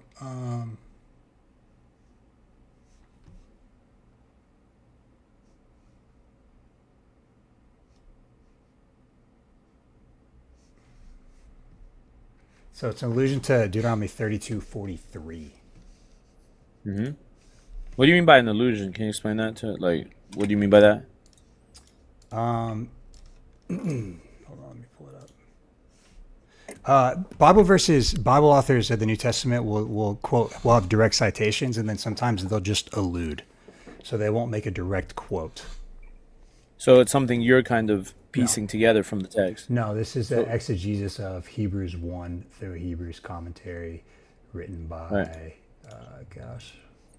So you accept commentary. So in Isaiah 42 when they said it's like like it means Muslim, you agree with that too, or are you just picking and choosing which commentaries you like? You haven't shown me one commentary that says that. Well, I said to put it on the we've screen. already. You don't want to go back to this. We've already defined what it means. It means shalom. It means peace. It's a Hebrew No, word. It's not an Arabic word. You still it have doesn't yet to mean prove peace. that Jesus is a Muslim. Instead, you tried to tailor off into the lesser Yahweh argument of Hebrews. That was your Okay. go-to. You tried to abrogate God as Father, and so then I pointed out that Jesus does a whole bunch of things that clearly shows that he's not a Muslim within the Gospels, you allow me of to which put it you on the haven't screen? dealt with. I hear you. Can I put it on the screen? Because I asked you and I thought you were gonna put up. Can I put up on the screen? What are you putting up? Sorry, I just don't trust you guys. Yeah, the commentary. Well, I'm not gonna. What do you mean you don't trust us? We're not gonna. There's no trust. We're having a discussion. What's your Yeah, if you go to Ellicott's commentary on Isaiah 42:19, you don't have to trust me. You can put it on your screen if you like. I'm just gonna look it up. Yeah. Cambridge also says it, and a bunch of other guys. I just don't know like what you're getting My at point here. is that. Yeah, my point You is that think I just that, want you that to these admit that. Christian scholars think that Jesus was a Muslim? Like I see Yes, you guys they try to believe do Jesus- this. Yeah. No. That- No. Okay. No. So he wasn't a Muslim in any sense. Dude, okay. The word Muslim means to submit to God. I can literally call myself a Muslim by submitting to a pole and claiming that that pole is God. Okay. No, it's There- not. there's a Muslim means one who specific- submits there's- their will to the one true God. Yeah. Yeah, it has to be the true God. Exactly, So Jesus, right? we both agree Jesus submitted his will to the one true God. Am I a Muslim because I say I submit my will to the one No. true God? You don't worship the one true. okay. You don't worship the same God Jesus did even. Do you agree? No. What are you talking about? Jesus- You're who do you- the Muslim. You're the one who's the heretical sect that came 600 years later. That's influenced by rabbinic Jews that doesn't understand the Old or the New Testament. That gets the crucifixion of Jesus wrong. That puts Mm-hmm. Alexander the Great in your book. Like I flip this thing onto Islam. You have nothing You to wanna stand go on. through I each one? can defend Christianity all got you. day. We can go through those one by one if you'd like, but yeah, just to finish off this thought before you pull up the Ellicott commentary, Jesus submitted his I already will to pulled the it up. one true I already God and pulled it up. worshipped. Okay, do you want to read it for the chat? Yeah, yeah. Okay. All it's saying is that the Hebrew word mashalam is connected with modern Muslim and Islam, right? You want to read it like verbatim or like? That's literally what it says. it's The fair to read it Hebrew verbatim. Islam is interesting as connected with the modern Muslim and Islam. So what? It's a Hebrew word. But what does it say after that? No, there's a part after that. It says it's connected, and what else? You're skipping a big part of it. Oh, that the man resigned to the will of God. Perfect. So the man resigned to the will of God. So was Jesus a man resigned to the will of God? I am. Why am I not a Muslim? No. I'm talking about Jesus. Forget you. No, I'm talking about, it we're matters. arguing It about matters Jesus. because you just want to kind of throw this blanket statement, and you're trying to No. solidify this argument by claiming Isaiah 42:19, and that an Mm-hmm. Arabic word comes from a Hebrew word. You think in any sense that Isaiah Mm-hmm. thought to himself when this was coming, from the Lord, that and the Messiah one day he's going to be a Muslim.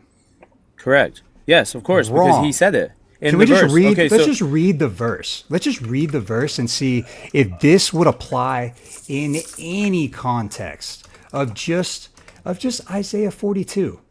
okay, before No, we can do that. It matters. It matters. Before Why that, don't- no. Of course, we'll read it. No, But no, can you no, admit? no. We're gonna read the verse.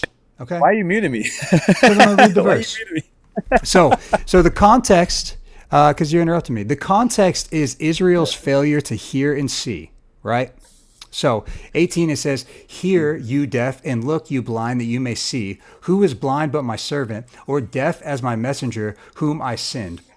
Who is blind as my dedicated one, or is blind as the servant of the Lord? He sees many things, but does not observe them. His ears are open, but he does not hear them. The Lord was pleased for his righteousness' sake to magnify his law and make it glorious. But this is a people plundered and looted. They are of the trapped in the holes in the hideous prisons. They become a plunder with none to rescue, spoil with none to say restore, with among you whom will give to." Does this sound like Jesus to you? This sounds like it's referring to Jesus.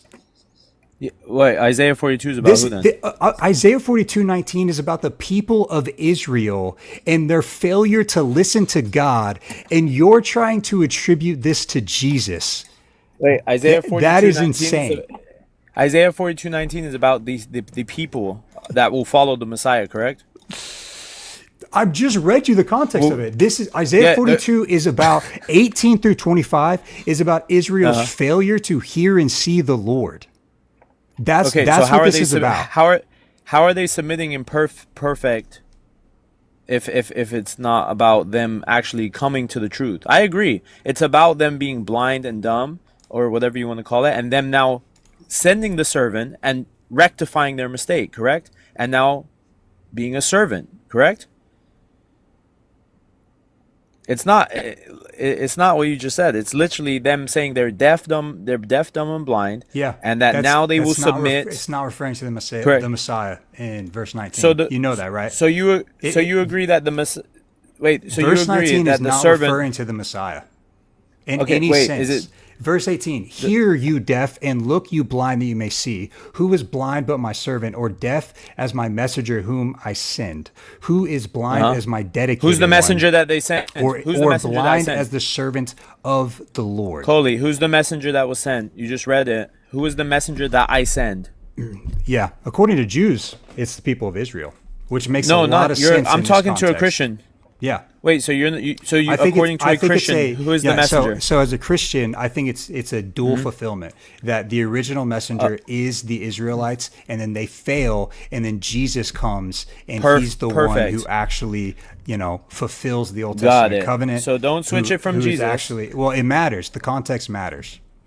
I hear you. I respect it. But you just said now it's a dual prophecy to a Christian. So the people and Jesus and the Muslims would agree. We believe Jesus and his followers were Muslim. So again, I ask That's you, just because in the any Quran sense, says so. It's not. Well, It's not you- rooted you in believe- anything. Okay, It's so not. do It's you not be- rooted in literally any historical is. evidence. It's- No. This is historical evidence. The original Christians, in no way, sense, or form, said that they were Muslims. Right. Uh-huh. The word to submit to God, the one true God. Mm-hmm. Yeah. There's like a general sense of which anybody can claim Coley, that. You guys have a got you. very specific meaning of what it means to be a Muslim. That which is got you. not happening with Jesus and his followers. Got it. So when the Quran says Jesus was a Muslim, what's the very specific meaning of that? Do you know? Can you steel man what the Quran means when Jesus is a Muslim? You've already stated it, right? A Okay, Muslim is perfect. someone So who does that- submits to the one true The God. one That's true your- God. That's your Okay, so definition. do you agree with that definition? Yeah. Or no? Okay, perfect. So would Jesus be a Muslim No, according to this verse? because there's So who more did he- to it. I say I submit to the one true God, and you don't think that I am. So there's more to the conversation of what a Muslim is. Cool. Right? I Jews. agree. Do you think Jews are Muslims? Jews, today Jews, or which Yeah. Jews? Yeah, today Jews no, because they don't submit to the one true Exactly. God. They associate and they, right. So I would ask you, but we're talking about Jesus. Remember, you said, is yeah. Jesus a Muslim? So Jesus, did he submit his will to the one true God? Can we come to common terms on that? Yeah, Jesus submits his will to the Father, 100%. What to the one true God? To the Father. Well, Jesus says in John 17, this is yeah, eternal yeah. life, that they know you, the only true God. So is Yeah. Jesus is the one true God, right? Jesus Yes. submits to the one true God? Perfect. Yes. So is Jesus a Muslim in that No, sense? well, you by don't, submitting to the you one don't true get God? to just read one verse. You guys always want to do this. You always. 'Cause I'm not that's- trying to read no, one verse. No, we need to, because let's see. Let's see if. Hey, no, let's see if Jesus. I want you to be honest. Let's see if Jesus actually fits the description of a Muslim based off of Okay. John 17, 1 through 5. Let's do that. Let's Okay. see if he fits the description. It says, when Jesus had spoken these words, he lifted You're his eyes switching to topics. heaven. What do you brought up John 17? You're You- switching topics. You brought up John Je- 17. But you're jumping. You brought up We're John talking about- 17. Yeah, you're- you don't want me to okay. read it. Yeah, you don't want me to read it. Let's check it out. It says, you can read when, it. when It's gonna bait Jesus you, though. had spoken these words, he lifted up his eyes and he said, Father, the hour has come. Glorify your Son, that the Son may glorify you, since you have given him authority over all flesh to give eternal life to all whom you have given. And this is eternal life, that you know the one true God and Jesus Christ, whom he sent. I glorified you on earth, having accomplished the work that you gave me to do. And now, Father, glorify me in your presence with the glory that I had with you before the world existed. So I'm going to do you a favor here. I'm going to grant your reading of John 17:3. It's inaccurate, and I can get into that. Even if I grant that, this is not a picture of a Muslim or the Muslim picture of Jesus. Why? I hear you. Because Jesus has the authority to give eternal life, and Jesus pre-existed with God and shared his glory with him before the world existed. And you're coming onto my live saying that Jesus is a Muslim based off of John 17:3. You got to do better hermeneutics than that, man. I got you. So let me respond. So in Isaiah 42, we were talking now about Jesus being a Muslim, one who submits their will to the one true God. You said yes, Jesus does submit his will to the one true God, the Father. Yeah, So I notice how asked you have to go to and- Isaiah 42:19, an obscure verse Well, about the wait, Messiah. can I finish? I take you directly to Jesus' words, and you I can't got you. deal We'll get with it. there. We'll Okay. get. I'm gonna get there if you let me finish. So don't shake, brother. Everything's gonna be okay. Okay. So I'm fine. What do Everything's you- gonna be just You- fine. Hey, Well, if you interrupt me, it's I been mean, fine- it it's kind been of shows fine. something different. Well, I'm just trying to figure out why you're trying to argue from Isaiah 42 Right. when you're the I one that got you. brought up John 17. Well, you agreed that it was a due fulfillment for the Messiah, right? Mm-hmm. And that means that Jesus would be Muslim, which we've established means Muslim. So therefore, we can say that Jesus No. was one, a Muslim. One And- commentary connected the words. He didn't say there's that multiple. it means Muslim. Yeah, there's a connection between the words. That happens all the time between languages. Okay. It doesn't make Jesus a Muslim. This is such a bad argument. Okay, would you say Jesus is Muslim? How about that? I do it in the Hebrew. Is Jesus Muslim? Jesus is the Son of God, the Messiah, the Christ. Is he Muslim? Whatever you want to call it. Is he? Why are you evading? He's Muslim, correct? He's the, what do you want to call him? The messenger. Is he Muslim? My question servant? is he Are Muslim? you asking? Is he the servant of? Because the word Muslim we already looked up. It just means like peace. It means to submit. It To- doesn't. No, directly a man mean that. resigned. It means a man resigned to the will of God. That's what we read, correct? No, that was one commentary. The word itself. Is that wrong? The word itself doesn't mean that. The Wait, word Cole. the word itself means to be complete or to be at peace, to make restitution. These Yeah. these are the actual kind of definition of the word. There's I a got you. connection to the word in Arabic, which is related to the word Muslim. But the I word didn't ask is- you about the Arabic to anymore. say is Jesus Muslim, you'd be like, to be at peace. Is that what you're asking? Then sure. If you Sure. want to know, No, is he the servant of Israel? Yes, if that's Cool. what you're looking for. Let me ask you in English then. Is Jesus a man resigned to the will of God? Yes or no? Yes. Okay, perfect. also And if we God. translate that into Arabic or into Hebrew, would Jesus be a Muslim, a man resigned to the will of God? I'm gonna give you one more try. because do you? I don't. Or maybe do you understand the angle that I'm taking? Because you're not addressing it. So You're- I'm you're gonna give not you- taking I'm any gonna- angle. I'm going to give you the benefit of the doubt. Okay. Uh-huh. So I'm doing Yeah. two things. I'm showing Okay. that you're giving a blanket statement. Why is your about- face getting red? About Your face is getting red a bit. this. It makes my face red. That's making your face red. Are you sure it's not because you're getting baked? Because now you're trying to run. So would you like to address would you like to answer the questions? I don't mind answering yours. I'm literally. I was walking you through. Where And we got to pointing John out- 17 where too. I'm pointing out the mistake that you're making, and then your What's the- inability to grasp or to deal with Well, my argument. I can steal man your point. You're saying that because Mashallam means Muslim in Arabic, right? Yeah. That it's just an etymology connection, that it doesn't actually mean the same thing.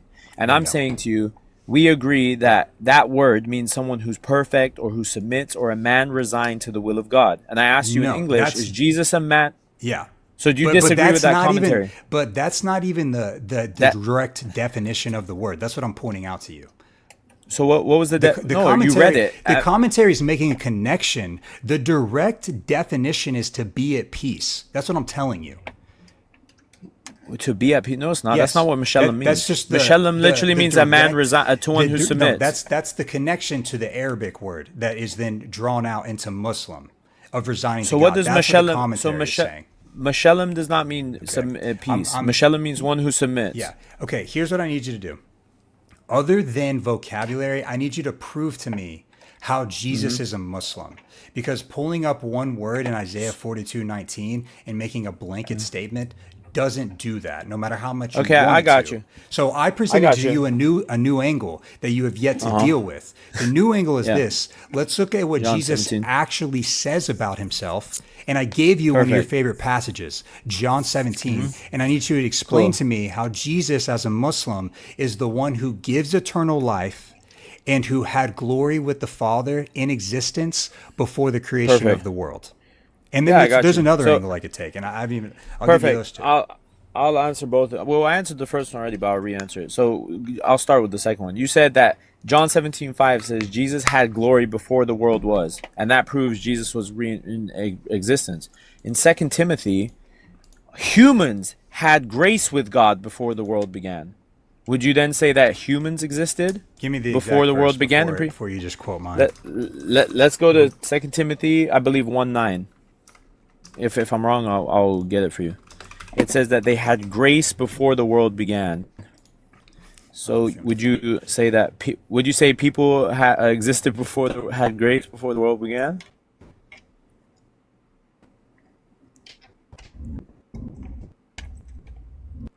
Yeah, this is just a calling of predestination, not about their actual existence.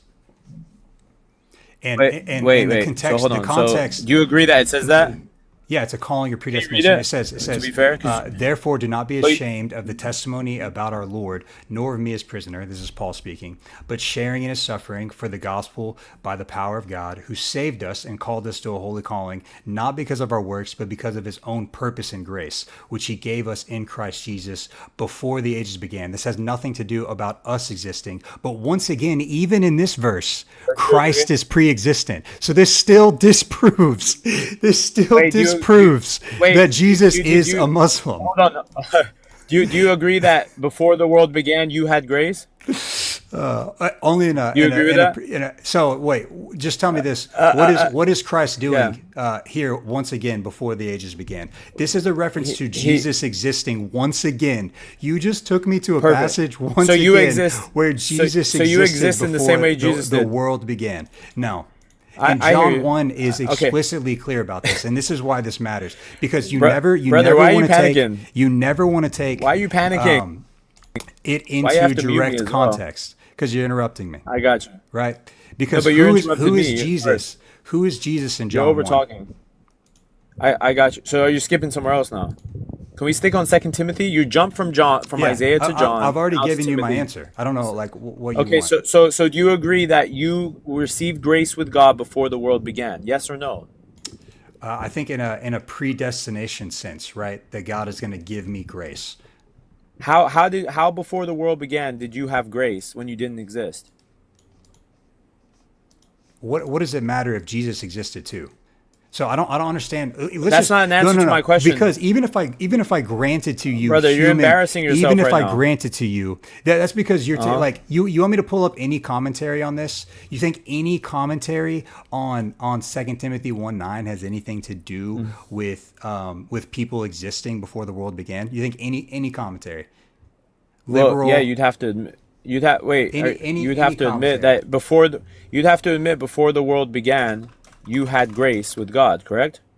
Yeah, it's just a phrase to talk about predestination. It's not about existence. I find any commentary about human beings existing. That, like, your interpretation of this passage is it's laughable, and it still So your doesn't help interpretation you, of John 17:5 even is laughable too. why?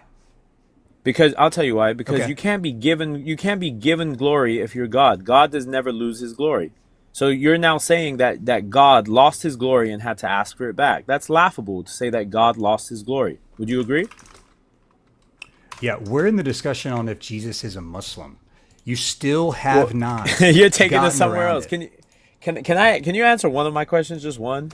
I'd Dude, be happy I'm to just- leave here with I'm- one of my questions I'm, answered. I'm literally just waiting for you to provide, other than the fact that the word in Isaiah 42:19 has a connection to the word Muslim. Sure. Anything about Jesus in I can do any that. part of the New Testament Got that you. I've New given Testament. you that Got would you. show that he is a He's a Muslim. Muslim. Yeah. Oh, okay. You've yet okay. to do it. Okay. A New Testament. He's a Muslim, guys. you've tried to guys, jump watch around. this. No, I got you, guys. I watch this New Testament. I'm gonna play by your rules. Okay. Can we go to Mark 1:35? I believe Jesus is a Muslim because he woke up and prayed Fajr, which is the first morning prayer for Muslims. That's your best. That's why. See, because when we get into real arguments, now That's- you see where it really starts to fall apart. Because No, that's a real argument. Because Jesus That's woke up and the- prayed that's in the a real morning. argument. So so if I wake up and pray, Yeah, in the before morning- dawn. So if I wake up and pray in the morning before No, dawn, he does woke that up make and me a before- Muslim? Do you do that? I can. I've done it before in my life. Doesn't make me a Muslim. No. Okay, but Jesus prayed to the one true God as a Muslim Did it say before did it before say he the did it dawn. every So day yes, as a that makes part him a of Muslim. 5 prayers a day? Did he did it every day as a part of 5 Did he prayers a say? day? Did he say he did? Did he say he didn't do it every day? No. we can assume that Jesus either had way, discipline and So did- it's just an assumption. So You don't have Je- any evidence to say Wait, that he but- did do it. okay, but I believe that Jesus woke up every day and did it. Can you prove me wrong? I believe that he didn't. Can you prove me wrong? So it's just a stalemate. You're not actually offering any no, evidence because- for Jesus no, being because- a Muslim. Okay, All I'll it says use is I'll that use in rising Jesus' very character to early in prove the it. morning, while it was still dark, he departed and went Uh-huh. on to a desolate place, and there he prayed. That's it. Okay, This is your perfect. argument So for why Jesus did being so a why did Muslim? he why did he go out and pray early in the morning? And he's the best example because I heard you talking about the best example earlier. And he's the best example for mankind. Yet you don't wake up every day in the morning and pray like he did to the one true God that you don't pray to. He didn't say I had to. You pray to a triune God. He didn't say you had to, but you're supposed to copy him, aren't you? Where in the scriptures? Dude, this is wild. You How is it wild? just That's do- not an just answer, do, sir. Come just on. do everything that Jesus does. Who does that? Wait, you, so- you don't do everything that so- Jesus does. I, You don't do I everything got that you. Muhammad does. Well- You're putting an Islamic paradigm Per- on Christianity. perfect. Yeah, I can rise No, early in the I morning agree. and pray. I can pray at night. I can pray at lunchtime. I can pray at breakfast. It doesn't make me a Muslim, and it didn't make Jesus one either. Okay, I got you. So when Jesus prayed early in the morning, who was he praying to? Let's use that now. The Father. Who was he praying to? The Father. Who do you pray to? The Father. So you don't pray to the Son or the Holy Spirit? Sure, I can pray to them too. So you can choose which one you want to pray to? So, if you want to get real technical, we pray Uh-huh. to the Father, through the Son, by the Spirit. Okay, did Jesus pray to the Father through the Son using the Holy Spirit? I mean, he is the Son, so he prays to the Father. Spirit's involved. Did he Why pray not? through? Why not? Wait, the Holy Spirit was involved in him praying? They're three persons. show that? They're three persons of the same. I got you, but where did Jesus do any of that? Jesus prayed to the Father alone. He Yeah, didn't see, call on anyone and else. So, this is exactly. agree? This is exactly my point. This is exactly Mm-hmm. my point. This is why you still have not shown me that Jesus is a Muslim. Well, this is actually a great point. So because this is a moment where you're trying to go where in the scriptures is the Spirit involved, right? That's the question. Well, the Spirit descended upon him like a dove at the beginning of his ministry, and so it's with him the whole time. So there's So my was answer Jesus to not you. praying with him before? That was at 30 years old. Before that, was he praying or no? Yeah. Okay, did he prayed without the Spirit, an right? It's an outward symbol to show the people. It's not like the Spirit. Yeah, it's not like the Spirit just showed up in that moment and was like dormant or doing something else the whole time, right? But it's an Right, outward but symbol to show the people that the Spirit of God is with Jesus. That's all it is. Got you. So did he have the Spirit before the baptism?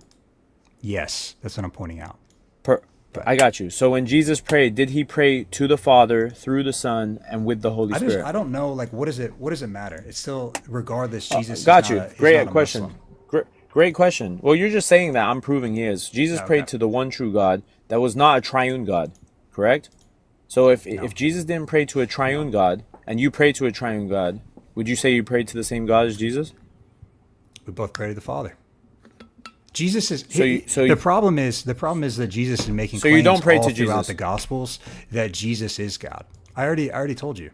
We can pray to the No, he's Father, not. the Son, and the Spirit. No, he's not. Jesus Yes, never he is. claimed to be Yes, God. He is. said the complete claimed, opposite. He claimed to be God all of the time.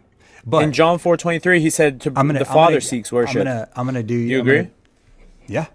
I'm doing you a favor right now. No. So I'm gonna do he you a favor. said, Yeah, in John 1:1, Jesus is called God. So this is my thing with you guys. Every time Exodus y'all 7, wanna Moses bring is up, called God. yeah. Oh, What's your point? in the same way that Jesus is called God, that he was in the beginning with God, and all things were made through him, and without him was not anything that was made. And his life was the light of men, and the light shines in the darkness, and the darkness has overcome it. So that means Moses there's was one with God. Moses was with the Father in the beginning, creating all things.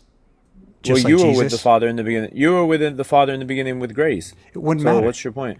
It wouldn't matter Okay, because it's perfect. still yeah. I'm gonna give you one more shot at Don't get trying angry. to prove Don't get that angry. It's Jesus is okay. a Muslim. I'm Don't get. fine. I've already proven it. You I've already proven you it. haven't proven it one time. I've already proven the it. best that you've done, is you've said that the word in Isaiah 42:19 is in connection to the word Muslim. Yeah. That's But you that's just said it what wouldn't you've done. matter. That's not a response. And Wouldn't matter is not a response. What I've shown you is Jesus in the Gospels actually doing things that are in complete contradiction to him being a Muslim. And every time I do, you evade. That's Wait, all you- that's been well, happening. you brought up one point every that he time had- I do, you evade. So you've brought I up hear you. things like Jesus praying. You've brought up things like, did people exist before the foundation of the world? Right. And you had no you're response. You're not. What are you talking about? I You've had answered no it. response to I anything. told you it was Okay. about predestination. And then Okay, even in perfect. that So verse, ha- even if I granted your position, Jesus still existed before the foundation of the world in that verse in Timothy. Okay. So it's still proved that Jesus Perfect. is not a Muslim. But Like, he bro. existed. He existed like you, but he pre-existed Bro. like you did. Oh, The gosh. It brother, doesn't matter laughing, because laughing the is whole not intellectual. Wait, I can't you're help it that it's over-talking. Can I funny. speak? I can't. Can I I speak? can't help Can I it. speak? Yeah. Can I speak or no? Okay, thank you. I appreciate it. So you're laughing right now, which is funny to me actually, because I've brought up 2 points that you can't refute, and Okay, you're saying, and what are the give 2 me points one, give again? me one more, give me one more point. Give me the what 2 I brought points up was it. Yeah, no problem. The 2 points, guys, he evaded because now we have Yeah. 200 people in here. A lot of my sons are in the chat too. So, yeah. So I brought up in Isaiah 42:19 that the servant, Oh, I right, evaded and this. his followers. Yeah, you did. Well, we're gonna see if you evaded or not. The servant and his followers were called Meshalem, which we agreed is the man resigned to the will of God. We never in agreed English. to that. And I Muslim- never agreed to that. I Wait, told you specifically wait, so- multiple times that word directly means to make peace, and that there's a connection To to the make word peace? Muslim. Yes. Okay, hold on, hold on. I So- said that to you multiple times. Wait. According to Ellicott, does Ellicott believe that the word Meshalem? What does Ellicott believe the word Meshalem means? He said it's connection to the word Muslim, which No, means no, a what man does that he say it resigns to means? God. Perfect. So he believes that this word is connected to one who resigns their will to God. Do you believe that shoe fits for Jesus? That he was a man resigned to the will of God? Yes. Perfect. Now, if he's a man but resigned here's the to thing. the wait, Here's the thing. wait, we wait, just wait, have wait. to be. Let me We have to finish. be right because. Coley, be No, honest. I'm going to let you finish. finish. I'm just making the Okay. distinction between just Okay. because there's a connection in that Jesus is a man that resigns to God doesn't I mean got that you. it's a direct definition to the I word got you. Mishalem in Isaiah 42:19. No problem. That's no what problem, I'm no clarifying. problem. No problem. No problem. So if we both agree, because I like to go what we agree on. If Jesus is a man who resigned to the will of God, do you agree that the word Muslim means a man resigned to the will of God? Do you agree with that? Yes, and now we're going back to Perfect. but So let me Muslims finish. mean Can I more finish? than that. Keep going. Can I finish? Can I going. finish? Yeah. So we agree that Jesus is a man resigned to the will of God. Muslim means one who resigns to the will of God, and we're talking about the true God, guys. We're not talking about Vishnu and you know any of these guys. We're talking about the one true God, the God of Abraham, Isaac, and Jacob. Acts 3:13 says the God of Abraham, Isaac, and Jacob, and His servant Jesus Christ. Right. So Jesus prayed and resigned his will to the one true God of Abraham, Isaac, and Jacob, and and that's the definition of a Muslim. So my question would be, if you want to be, if this is the boom right here, this is the one that Oh, the gets boom. you It's coming. famous. This is the one that gets you famous or on TNZ. Okay, this is the one. This is your moment. Was Jesus a Muslim according to our definition, a man resigned to the will of? Oh, Was you Jesus cut a out for Muslim? sec. Yeah. So Yes. what I've Was already, Jesus what a I've Muslim already, son? so what I've already pointed out to you. Wait, did you get my is question? that- yes, I got your question. And what I'm pointing out to can you repeat it? is that is Jesus a Muslim? You know, according to whatever a man resigned to the will of According God. to our Right. definition that Yeah, we've created yeah. together. So what A I'm man saying, resigned to the what will I'm of God. saying to you is that is not the Muslim definition for Muslim, and you know it to be so. That there's actually You just more agreed. requirements. There's more Okay, requirements. so let's- No, I said so- that so Jesus we- is a man who is submitted to the will of God, and I'm pushing back on your definition that that's not all a Muslim is. And you and I both know Okay. it's true. And what I've done is I've demonstrated how Jesus does and says things that are contrary to Islam that prove that he's not a Muslim. And yet, Okay, perfect. he still is a man who's submitted to God. I don't know how we keep going in this circle. You I got have you. done nothing but defined a word, No. tried to fit Jesus haven't even in a finished. box, Can I finish? and been unable to actually deal with Cool. any of my critiques without running. I got you. That's been Can this I whole argument. finish?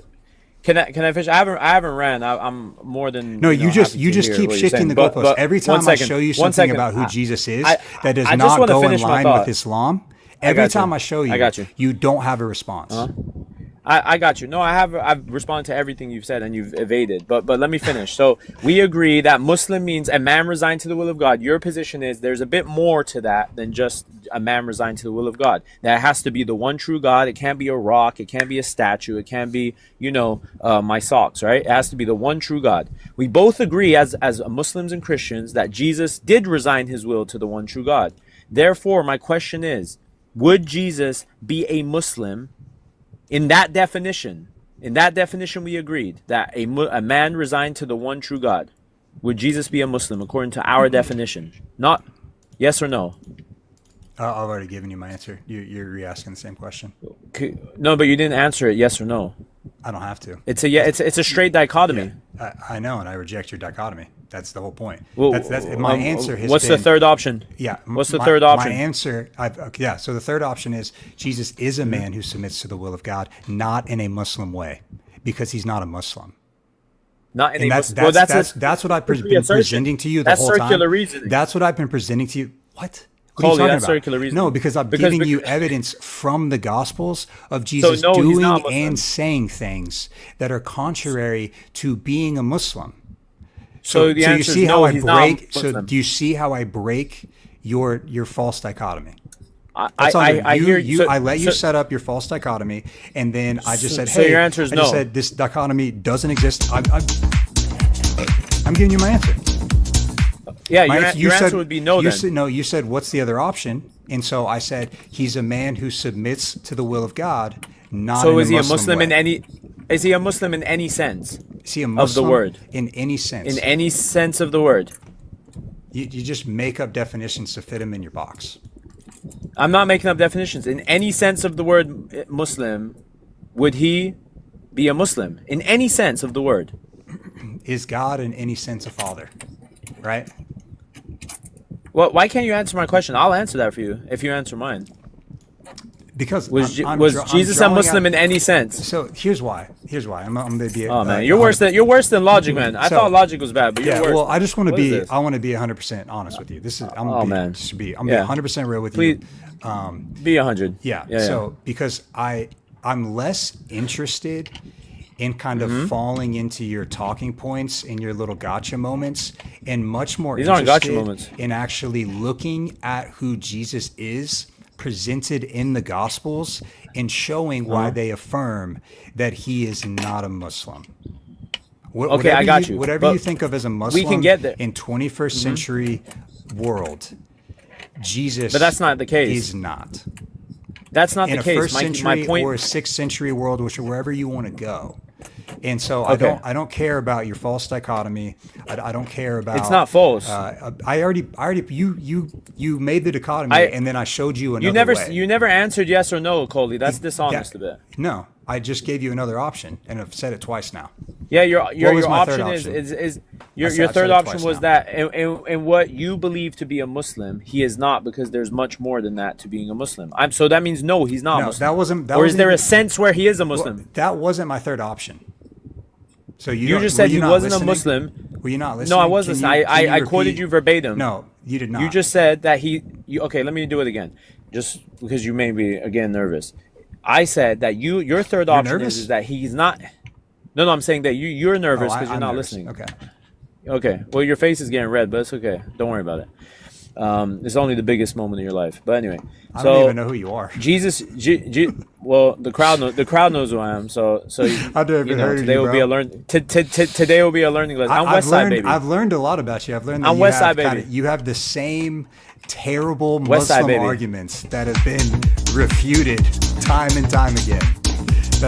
That's what I've I hear. That's you. what I've learned. You brought see that dancing? nothing- You see that dancing teddy bear? You have brought nothing to Hey, this Cole, you see that dancing conversation. teddy bear? That's me. Oh, that's cool. me right now. Cool. I'm that teddy bear dancing right now because I'm looking at Christianity. I'm like, wow, if it's this easy to prove Jesus is a Muslim, I might just go to Times Square and get my I 2200 think off so. logic at this So point. the tough thing is because if it's this easy, the tough thing I is might just is the fact that you think you're proving that he's a Muslim. That's where it's like really worrisome for me. Because you think that you're doing that. That's why I've entertained this conversation. I've watched you go in circles, and it's been a great time. And all you have is that the word, It's been great. the Hebrew word is similar to the Arabic word. So Jesus, therefore, must be a Muslim. That's No, what no, you have, the which Hebrew is word- absolute no, nonsense. that's a- and your that's a inability, straw man. your inability to then Yeah. retell my position that breaks your false dichotomy. My exact position was Jesus is a man who submits to his will, to God's will, not in a Muslim way. okay, perfect. So my next question was to engage was in any sense of the word Muslim. Is Jesus a Muslim in any sense? Yes Yeah, or no? and then in any sense. I've already answered that. As Yes well. or no? Yeah. Yeah, I've already answered that as well. That's Brother, you already asked you that have to question answer once. before my spaceship's about to take off. I need an answer. I you don't- saw that spaceship? That's my I ride. don't That's ha- my Porsche. I don't have I need- to I need- answer. What do you? Why? Why don't you have to answer? I'm What do you proving mean? to you your prompt. This is my live. You're I got coming you. on my live and asking me yes or no questions at any point. Isn't that fair? Yeah, I'll it's answer fair. is Allah And- Father in any sense, and yes it- or no, and it's, after. And it's just as fair for me to not go along your yes or no false dichotomies. Well, then you're I well, then don't- you're I don't have to. disengaged. Then Yeah. you're disengaging because it's very okay, dishonest of you. Jesus is not a Muslim. Period. So he's not a Muslim in any sense. He's not a Muslim. You've got it. In any sense. In any sense of the word. any Perfect. sense. Perfect. So now watch So, this. hold on. Now, So, now I'm hold going on, to show. hold on, hold on, Now hold I'm on. going to show you his. No, now hold up. So we feel good. We feel good now, chat. So he's tried so hard to get me to answer this question because all he cares about is trying to present this little moment. That's all he's got. It's like this little moment, but yet All I got. still unable to deal with any argument that I've actually presented. Okay. Okay, so you don't believe Jesus is a Muslim in any sense. I'll engage in your arguments. Do you want to make one right now that he's not Muslim? Bro, You seem tired, brother. Yeah, I am. You got it. I am. You are? That is true. Jesus was also tired. How could God get tired? Can you answer that? Because he became Jesus a man. fell asleep. Okay, so was Jesus God while he was sleeping? Yeah. So God was sleeping. Yeah. God slept? God slept. So I'm just trying to figure out how this is helping your case for Jesus being a Muslim. Right? Well, because God perfect. became If Jesus incarnate. slept, then God, he was a Muslim. God became a man. So he does all the things that a man does. So yeah, the things that you list off, just natural things that humans do in their life. Yeah, he did that. Can God sleep? Can God sleep though? Can Yahweh the Most High Dude, sleep? like, oh my gosh, man. Brother, you. be calm. Be calm. It's Well, all good. What do you? I got just, you. I've seen these games a million times. They're just These aren't games. they're honest not- questions. They're just Us Muslims want answers. They're so boring. They're so monotonous. They're so repetitive. Like you don't have any ability to actually prove that Jesus is a Muslim. So now you've I ran did. away again. You've ran away. Again. What did I run? What have I ran away from? You've ran away again from literally From what what? we've been talking about. Do you want to talk about something different? Do you want to talk No, about no, something well, I different mean- than Jesus being a Muslim? In fact, So your answer is- how about let's see what you've got. Let's see what you've got. Okay. Okay. You've come onto my Okay. live. I've entertained defending Okay. Christianity. Yeah. Right. I didn't have to do that. Very bad defense. Sure, go ahead. Very bad Yeah, defense. okay. But it's okay. Okay. What do you want to bring? Hey, your I'm rhetoric willing. doesn't make your side any more true, right? Like Oh, it makes it you're very true. having to kind of reaffirm yourself doesn't mean that you've actually presented an argument. I let the chat decide, Coley. Jesus. Coley, I let the chat decide. Oh, okay, you brought in 175 Muslims. Like, what are you talking about? And all they do is they just go, "Oh my gosh, we're the best." Like that's their whole mantra. Hey, you're welcome. Hey, Coley, you're welcome. It's okay. Dude, You're welcome. Now, what's your argument? You're in shambles right now. What's your argument? Let's see if you can get this back going. See, that's what I'm talking about. It's the Reddit. It's like, dude, shambles. What are you talking about? I don't know. Is this like, does it make you feel better? Like, seriously, what is it that like insulting your No, opponent for no reason? Like, what does that do? No, for I'm not you? insulting you. Come What- on, come what on. does that- Coley. what does that Don't do get, for you? Don't get upset. I'm not No, insulting I'm not. you. I'm very, just trying to figure out. I'm very grateful for the like, opportunity. do you feel I'm very like? grateful for the Do opportunity. you feel? I'm just trying to psychoanalyze you a little bit. Do you feel like it helps you? Do you think it's getting into my head? Like, do you think like, oh, if I don't know. if I Is it- throw some jabs, I don't think so, man. Is it getting into your head? I don't No? think so. I think I'm pretty. You sound straight. You sound like it is. You sound like it is, but it's okay. See, let's there it get is back again. to the discussion. There it is again, Do you have a point to bring? man. How about this? Convince So me many- not to be Muslim. So many points. So Go many ahead. points. I'm just trying to bring pick whichever one you like. Ah, man, that's tough. Oh man. That's tough, man. Go ahead. Okay. So, do you think that the Quran is the word of God? Yeah, it's the speech of God. So, you think it's directly from the mouth of God? 100%. Yeah, it's God's direct speech. Yes. Okay. So, everything that's in the Quran is directly from him. Correct. Right. So, in Surah 86, 6 through 7, why does God get The wrong claw- where sperm comes from? No. The sperm through the backbone. This is what you brought me. Well, here's So the what, is thing, that and here's then- why I brought it. It's so That's the best. it's so no. Uh-huh. I could have gone Islamic dilemma. I could have gone a multitude of different ways. I could have gone. Can we do Islamic dilemma? No, Can we do because the this dilemma? one. Because I just want to spank Logic. This, I want Logic to listen. This to it one- while I spank you on it. This one is so Yeah. demonstrably false that the God of the universe would never say something like this. And I've never heard one Muslim be able to defend it. And this one statement alone proves that the Quran is not from God because it gets Really? basic human anatomy incorrect. Okay. Well, So read what the is your- verse. Let's go over it. Okay. Read the verse. Present the argument, and I got you right now. Are you sure this is what you want to go with, though? This is going to get refuted in 10 seconds. Because the scholars have spoke about this. I'm just gonna pick up Ibn Kathir and read it to you. So you want to do like the Islamic dilemma? It might be better for you. Can you prove to me that there's a No. dilemma? I don't care. Like your scholars don't save you in this. right? They do. Surah What do our 86, scholars 6 say? and 7. They say they were created from a spurting fluid stemming from between Mm-hmm. the backbone and the rib cage. And you know what? If Cool. I'm not mistaken, Ibn Kathir might Mm-hmm. think that there's a spurting fluid that comes from the woman too. That there's a semen that comes Okay. from the woman that also Is that Ibn Kathir's contributes. position? Some of your I'm early gonna bring Muslim Ibn Kathir right scholars now. do that. I'm not sure if it's Ibn Kathir Cool. or not.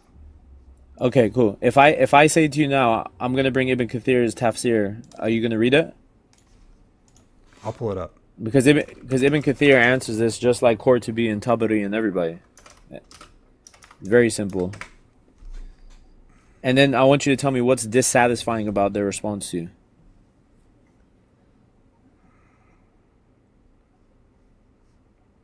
If you don't mind reading it for the chat. Yeah. Well, it's 1 through 10.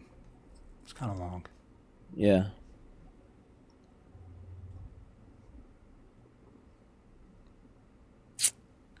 Oh man, Christianity, man. It's tough. Yeah, here it is. Yeah, Ibn Kathir proves that the Quran is wrong. I love this. Okay, go ahead. It says Let's he's read. created from a water gushing forth, meaning that the sex fluid that comes Mm-hmm. out bursting forth from the man and the woman, because he thinks Per- that both are contributing sperm in order to create the human Where does it being. say sperm? Can you show me where it says the word sperm? So what fluid is a woman producing in order to help produce a child? They only produce the egg.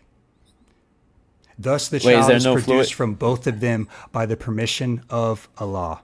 No way, Coley. No way, Coley. Proceeding from This is between not- the backbone and the ribs, meaning the backbone or the loins of the man and the ribs of the woman, which is referring Does a to woman her have chest. any So Ibn Kathir thinks that there's a fluid coming from the woman's chest that is contributing to the birth, to the creation of the child. This is what you Okay. had to pull up for me. Do you see Cool. why your religion is so demonstrably false? I brought Okay, up cool. one Let's verse in talk the about Quran. it. Yeah, let's talk about it. What do you have to say to this? Okay, cool. So yes, no problem. So you said that the liquid comes from the man and the woman, right? And you said that this pre-exists that both of them have sperm, correct? Does a woman have any liquid that contributes to making a child? From her chest? Well, read the chest part again. You didn't read the chest part again? Watch it this, says guys. proceeding from between the backbone and the ribs, meaning the backbone or this is the spurting fluid. Proceeding from the backbone of the ribs, meaning the backbone or the loins of the man and the ribs of the woman, which is referring to her chest. So what spurting fluid is coming from a woman's chest that's contributing to her creating a child?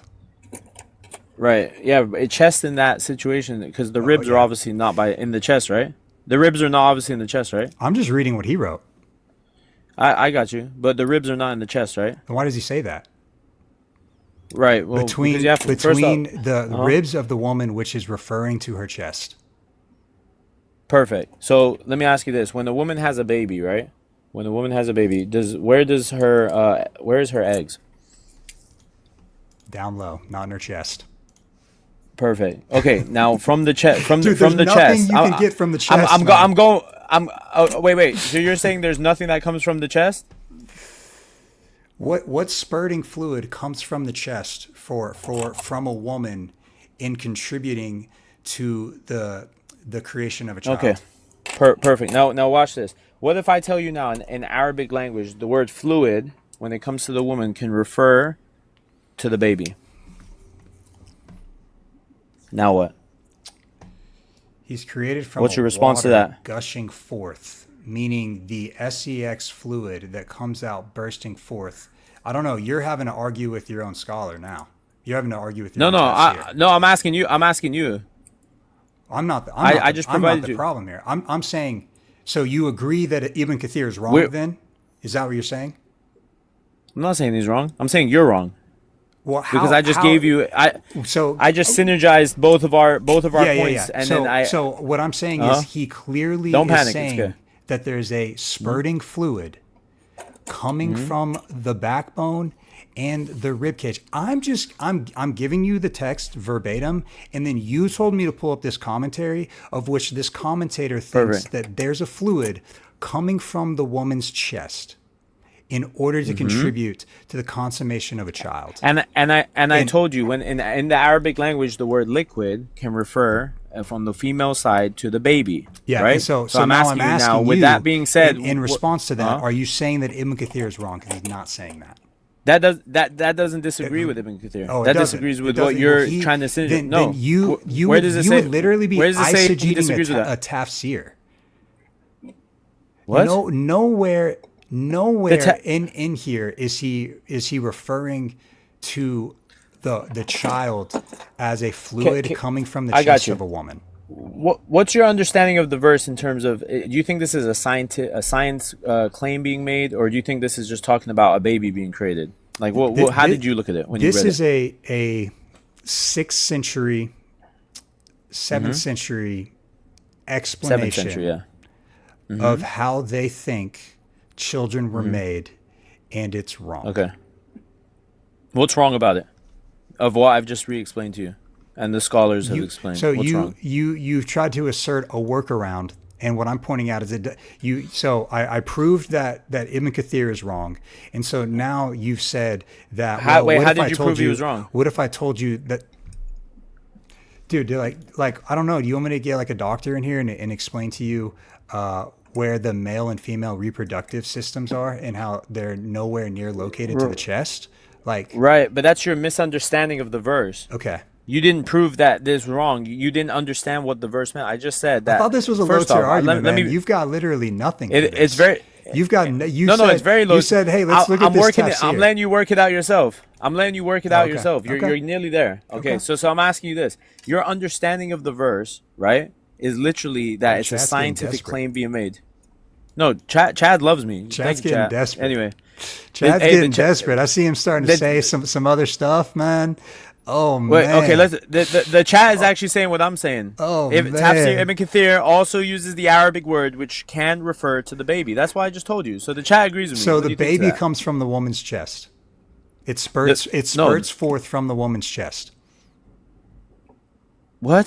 That's not That's where he, that's not what the verse says. That's That's it not what the verse says. So like right now, like I think what happens is modern times people Uh-huh. interpret the verse is that the sperm Mm-hmm. it says that it comes between the backbone and the rib cage. I think a lot of times in modern times Mm-hmm. people think that it's just talking about from the man, but Ibn Kathir thinks that the spurting fluid comes from the backbone Mm-hmm. of the man, of which in parentheses it says loins, which I think is really funny because he didn't actually say that. So he doesn't even know Where didn't he say that? where the sperm actually comes from. How do you know he didn't say that? Did you read the Arabic? I'm gonna assume that. Could be wrong. I don't really care. So you could be wrong. Cool. And Good to so, know. And- but it and I'll say- explicitly says the ribs of the woman, which is referring to her chest, which Right. everything that she's contributing to, both man and woman, is in the reproductive systems, which is not in the chest. You have nothing for this argument. The Quran is false based off this single verse alone, because Allah, the real God, would never say something like this if it was Oh, directly really? from him. Wait, hold on. If I showed you in the Torah a scientific mistake, would you leave Christianity today? Because you said the real God wouldn't say that. Little goal shift post, huh? So you admit, No, so you you made a admit claim. that this No, is no. wrong. You just said No, if I I don't. showed you I that don't. the Torah had a mistake too. So you admit that this is a mistake in the Quran. I didn't say You, two. yes, you you said did. that the true God. Yes, you said did. that. You said there Brother, was some you laughed- mistake in the Torah too. You just admitted that Okay. there's a mistake in the Quran. Now watch this. You just Watch this. No, I admitted didn't. that there's a mistake in the Quran. Fake news, Leave guys. Fake news. Leave the Fake religion, news. man. Fake news. Fake news. Okay, brother. Okay. Instead of having to straw man a position, this is when you know they get desperate, guys. They have to straw man a position. I'm not straw Can I manning. finish? I'm just reading Relax, Ibn relax. Kathir's. Brother, relax. I'm just reading Ibn Relax. Kathir's commentary, which Okay. you told me to bring up. Relax. I I'm got you. Now completely watch chill. this. I'm just surprised you I said got it. you. So if you're chilling, then let me talk, okay? Because it's your live. I don't want to overtalk. I just want to get my time in. So guys, everyone in the chat, listen, pay attention. So next time someone brings this to you, you can laugh with me. You said Come on. that there's a scientific error, and we went to Ibn Kathir. I explained to you that this verse, first off, has many different interpretations from different scholars. We would be lying if that's not true. Many different people have refuted this. And wait, let me finish. I got a thought many on that. different so people. keep going. Okay, just hold on a sec. Many different people have refuted this in many different ways. I take the opinion that this verse is talking about the creation of a child, right? This is not, there's no scientific claim being made here. This is strictly talking about the child being made, and there's no error within it. And we've proven that, and the Mufassirs have dealt with that too. And then you said the real true living God would not say something like this. I'm telling you, if I go to the Torah and show you a blatant scientific mistake about insects, just for fun, insects all having 3 legs, right? Would you then leave Christianity? And then you tried to say, you just said there's an error in the Quran, which is fake news. No, you did. We're You trained in this literally- chat you to literally pick up said- on hearsay. You literally said mistake too. What's your response? You acknowledge. What's your response? Yeah. So my response is, you've admitted defeat. You've ran.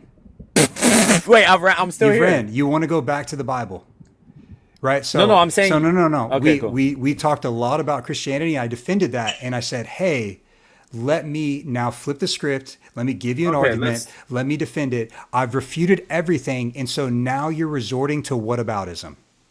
Right? Okay, cool. So Do you want me to- Christianity, listen, Christianity and Judaism could be 100% false. That doesn't mean that this doesn't prove that Islam is false. You see that? You've resorted to whataboutism.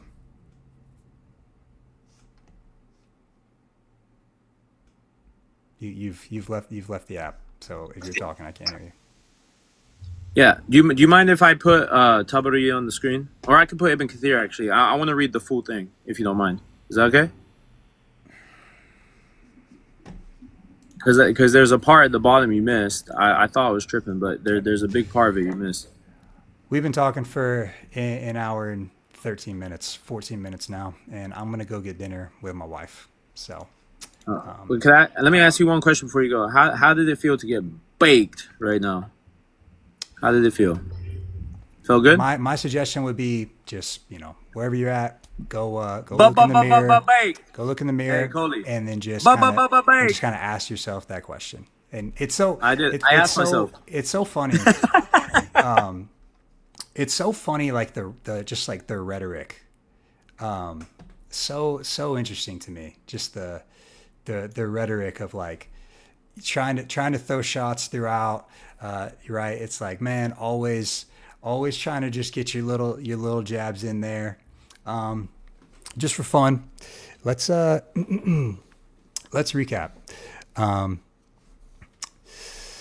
Let's recap.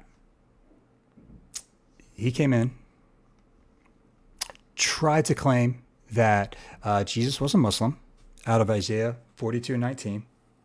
He made a connection between the word in Isaiah 42:19 with the word Muslim, and then tried to apply that to Jesus, trying to say that it's the direct definition, which I gave. The direct definition was just to like make peace and whatnot. So he does that. Then we go actually look at Jesus in the Gospels, and we look at a myriad of things where Jesus is doing things that are inherently not Muslim. And he just kind of goal shifted, ran around, tried to go to some different verses, never able to actually deal with the verses in context. And then we went around in circles for about 4 or 5 times. So then I said, hey, you know what? Why don't you try to defend Islam? Like, I think that should be like, let's flip it. You try to defend Islam. So what do? I just give an argument that the Quran misunderstands how human beings are reproduced. We looked at the verses. He said, okay, go to Ibn Kathir's Tafsir. I read it. Ibn Kathir thought that there was a spurting fluid coming from the man's loins and the woman's chest. What's the problem?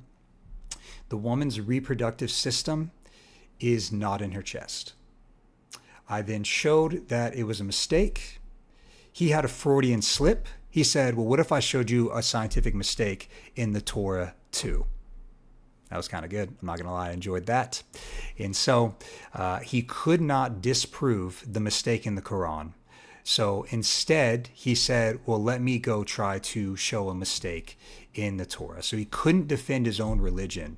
So his response was to then run and attack mine once again. And I think there's a true distinction there between the two religions in that Christianity is defendable. Christianity actually holds up to scrutiny. We went around in circles. He gave it his best shot, but ultimately couldn't provide an argument for Jesus being a Muslim other than the epistemology of some wording. Whereas I just looked at one verse in the Quran and he had no answer. So, Sorehead, I actually do have dinner. And so, I don't know. I'm really feeling like sushi or something. So I'm gonna hop on. Yo, appreciate all the gifts, man. That was awesome. I really do appreciate it. I never ask for it or anything like that, but I appreciate the support. And so, man, Idawa guys, still trying to figure it out, I guess, but that's all right. Man, God bless to everyone in the chat. Man, praise God that Jesus came.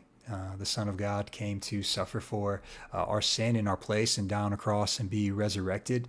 And people in the chat, like when that kind of moment maybe comes where your foundation in Islam starts to get shaken a little bit, you can turn and call out to Jesus, and he'll meet you where you're at, because he's a God of love and grace. And so, yeah, I really am going to go get dinner. So, y'all have a good night. Peace.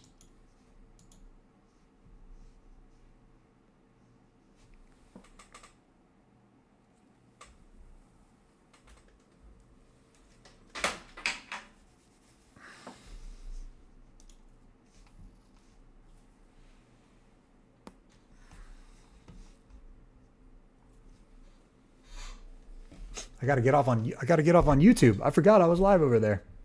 YouTube, yo, thanks for watching. Man, I gotta figure out how to get my YouTube chat up so I can see it. Yep, thanks for watching. God bless. Have a good one. Peace.